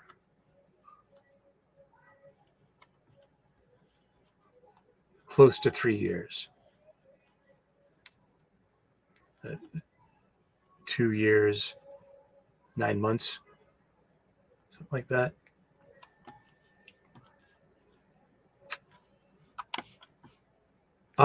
Did Mark Polton help write that? I don't think so. I'm not sure. There is a credits page. Story and art by John Malin. Colors by Ben Smith. Color assist by Corey Barton and John Malin. Letters by Eric Weathers. Proofreaders was James Murphy, Matthias Rodriguez, and Steve Dye. The logo is by Shanthan Jetty, Zevius, and Hoda Saboy. And edits were done by John Malin. The credits. So it's really good. This is top level craftsmanship when it comes to the crowdfunding sphere. Should it have been that late? No. It shouldn't have been that late. And but hey, things happen. And he didn't default. It was just late, but it is of the highest quality. I love the design of the book itself. I love the simple spine. I know that this must follow with his Graveyard Shift books. Like his spines look this way too, but it's just simple, stark, really nice art. The art is really good in this. The story's pretty good too. I mean, it builds up for the majority of it until we get our hero on the cover revealed, but it's mythic. He has to earn it, and it sets it up for the next. So this is quite literally only book one.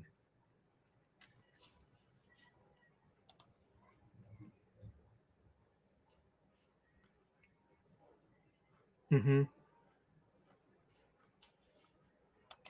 reading. 48 plus full color pages, yeah. And I got the Ascendant variant. So I got Godlike Volume 1. I got the Godlike Supplemental. I haven't even looked at this stuff yet. Let's look at it. I've got Visions number 2, issue 2, whatever that is. Is it some kind of art book? Let's check it out. And he sent it with a backing board. That's classy. I like that. Would I compare it to Dune, as some have? No, but I do compare it to Meta Barons, by Jodorowsky and Jimenez. That's some like really, those were huge, legendary French comics. You know, you can find those on Humanoids. Visions too. Explore 40 pages of some of the hottest femme fatales that comics have to offer.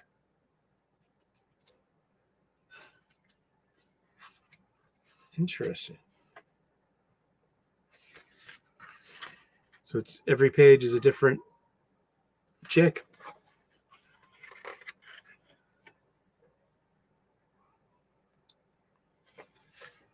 Very Frazetta here. That's Shanthan Jetty.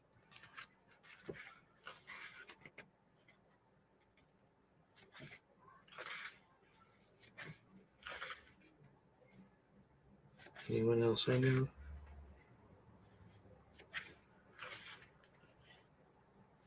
Andy Smith.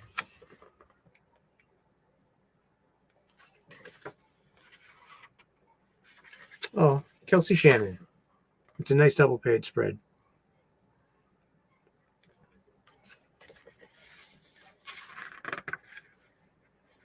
Battle Brick Road.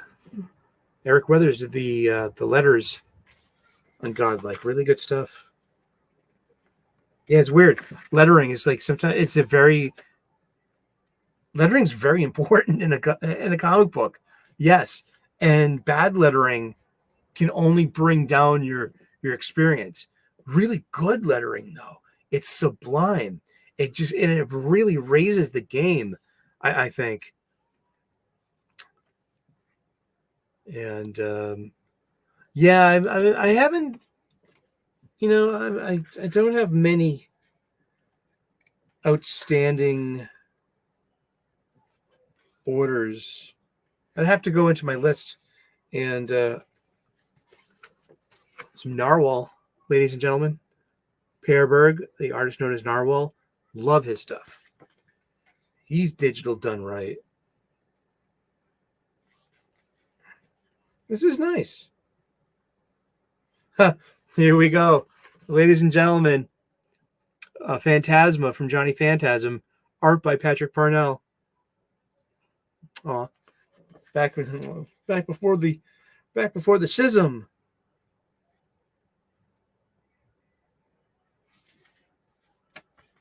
Jimmy Reyes.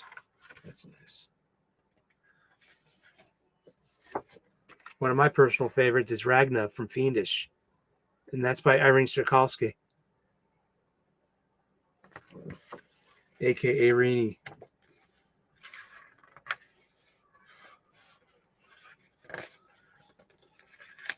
Yeah, that's really nice. What is the best book that I have backed? That's an interesting question. Nosferatu by Narwhal was fucking amazing. And it was just an adaptation of a pre-existing story, but it was his retelling of it. It was overall, because it was his script and his words with his art.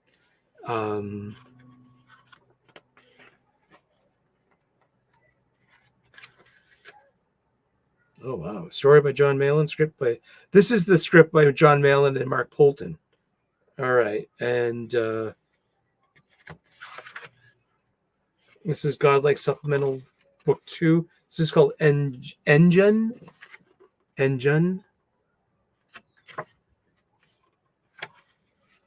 So it's a Western. Talking about, oh no. Some betrayal going on here. Some supernatural stuff. Is Malin doing the art too? No, Justin Murphy's doing the art here. And Kill the Romulus. So this must have something to do with the backstory in an ancient time. Something very familiar to us.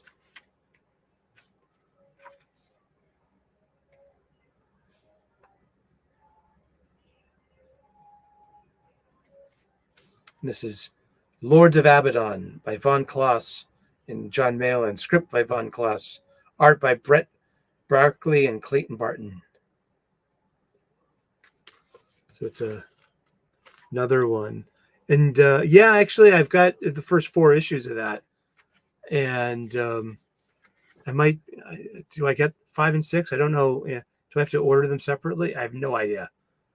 And actually, one of the best books I backed too was Ethan Van Sciver's Cyberfrog Blood Honey. It's a perfect issue 0. It's great art. Wreck Planet was good too. I mean, was it worth the wait? I mean, this is lettering by Eric Weathers. It's just like I say, like great lettering.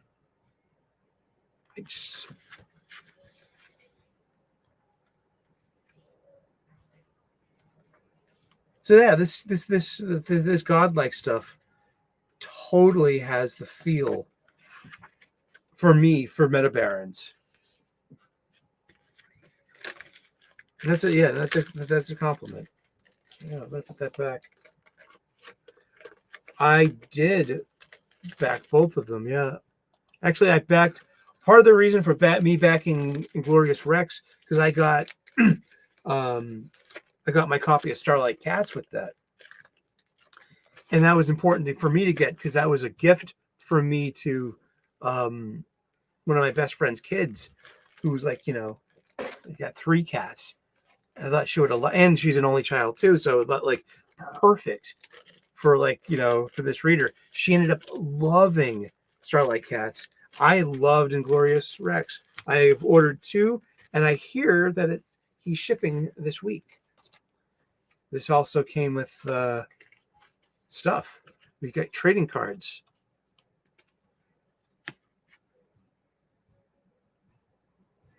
Sawyer, Bedlam, the heads on pikes. Okay. Got Red Rotten, Val Dread. There's a sticker of Adam Ra, our Arthurian kind of hero. Now, there's no info on the back of them, or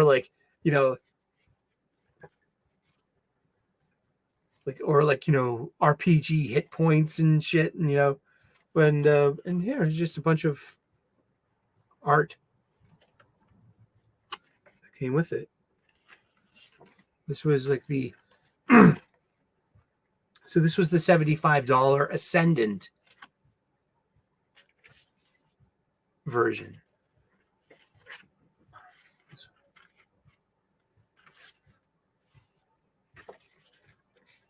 Indeed. And that, ladies and gentlemen, is John Malin's Godlike. Was it worth the wait? Quality-wise, yes. I'll tell you that much, because it's easy to put out. I don't have an opinion of Rippaverse comics. I've never read one. I didn't see the quality of the book. I've only seen what I've seen on the internet, on people's shows about the quality of the art.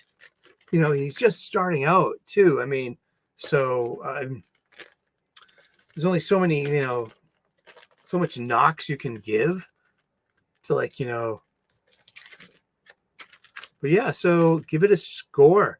This gets in, I'd say 8 out of 10, 8.5. Maybe 9. It's a good story. I mean, it's just like, is it worth the wait? It could, maybe, just maybe. Yeah, I just, it's not an easy question. Like 3, these things shouldn't take, it should, who am I to motivate an artist though? With deadlines, it's art, and I have to respect the artistic process. And overall, this is it's a really good publication. I mean, I like everything about it. It's well designed. I would love to interview him about this and be like, tell me, did you design the book itself? Like, that's a big part of it. You're a self-publisher. You are formatting a book.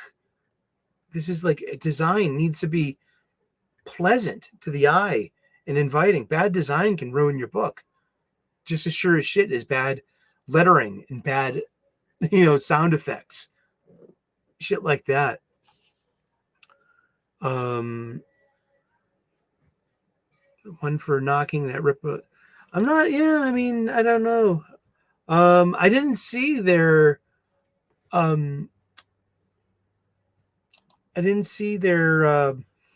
Their review. But if they think it was boring, then sure. I mean, I don't see its pacing as problematic or problems. There are some pregnant pauses. There's use of a double black splash page. And it's supposed to be like a breaking moment.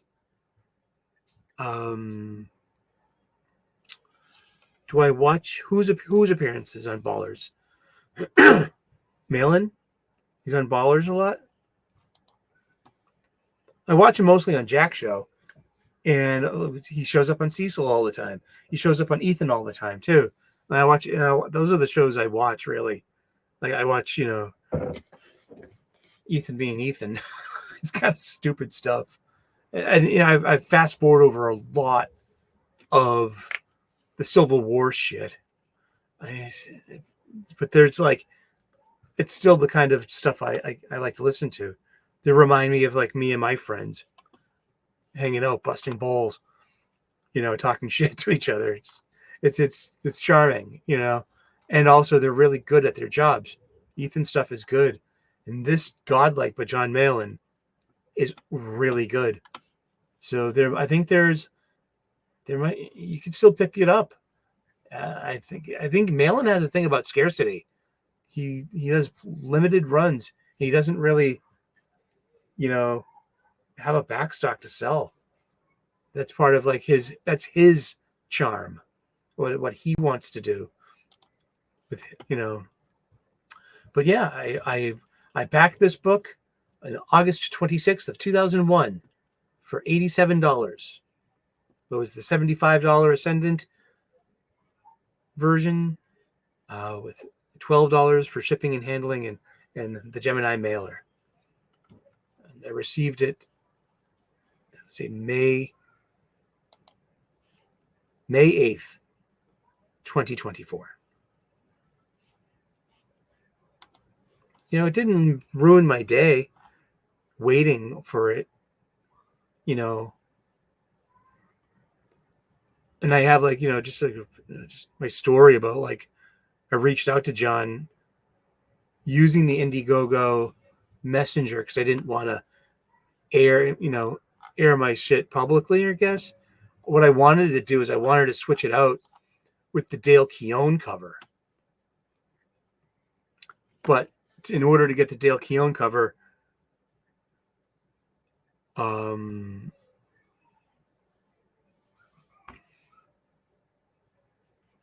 would have had to have bought a second copy of it. And just having backed projects with that you get multiple copies, you don't really need it.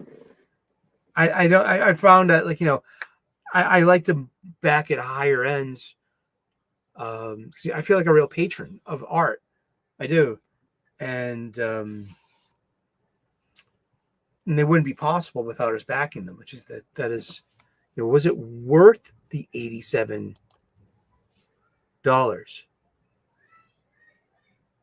Yeah, with the supplemental stuff, yeah. I mean, it's those are two completely different stories that, are part of its own lore, of its own building. It's a new story. This is what we were asking for. We get new characters, new stories, but this is And this is really some of the highest quality you can get art-wise. There was a $275 tier. So yeah, that was a little bit pricey for me, I guess. So I went like, I want to, because I deserve it. But, there's like, sometimes it's like, yeah, I mean, did you like it? Did you enjoy it? Did you feel, Matt Bird, did you feel you got your $275 out of that? So yeah, Nuke, I feel like, I got my $87 worth out of this. Yeah. Because it has those 2 supplemental books that are really, that's nice because they're also well done as well. So yeah. Here we go. Godlike by John Malin. Is that every cover? Would that be? Yeah, exactly. Like, is that the one I should have backed if I wanted Dale's? But I also like, you would have gotten what, like 4 copies of Godlike? I mean, I wouldn't need 2 copies of Godlike. I just want 1, where am I going to put it? Well, thank you so very much. Yeah, we've been talking about comic books. Our picks of the week. What was my pick of the week? I think it was Boy Wonder. And Kneel Before Zod's pretty gosh darn good too. Transformers was great.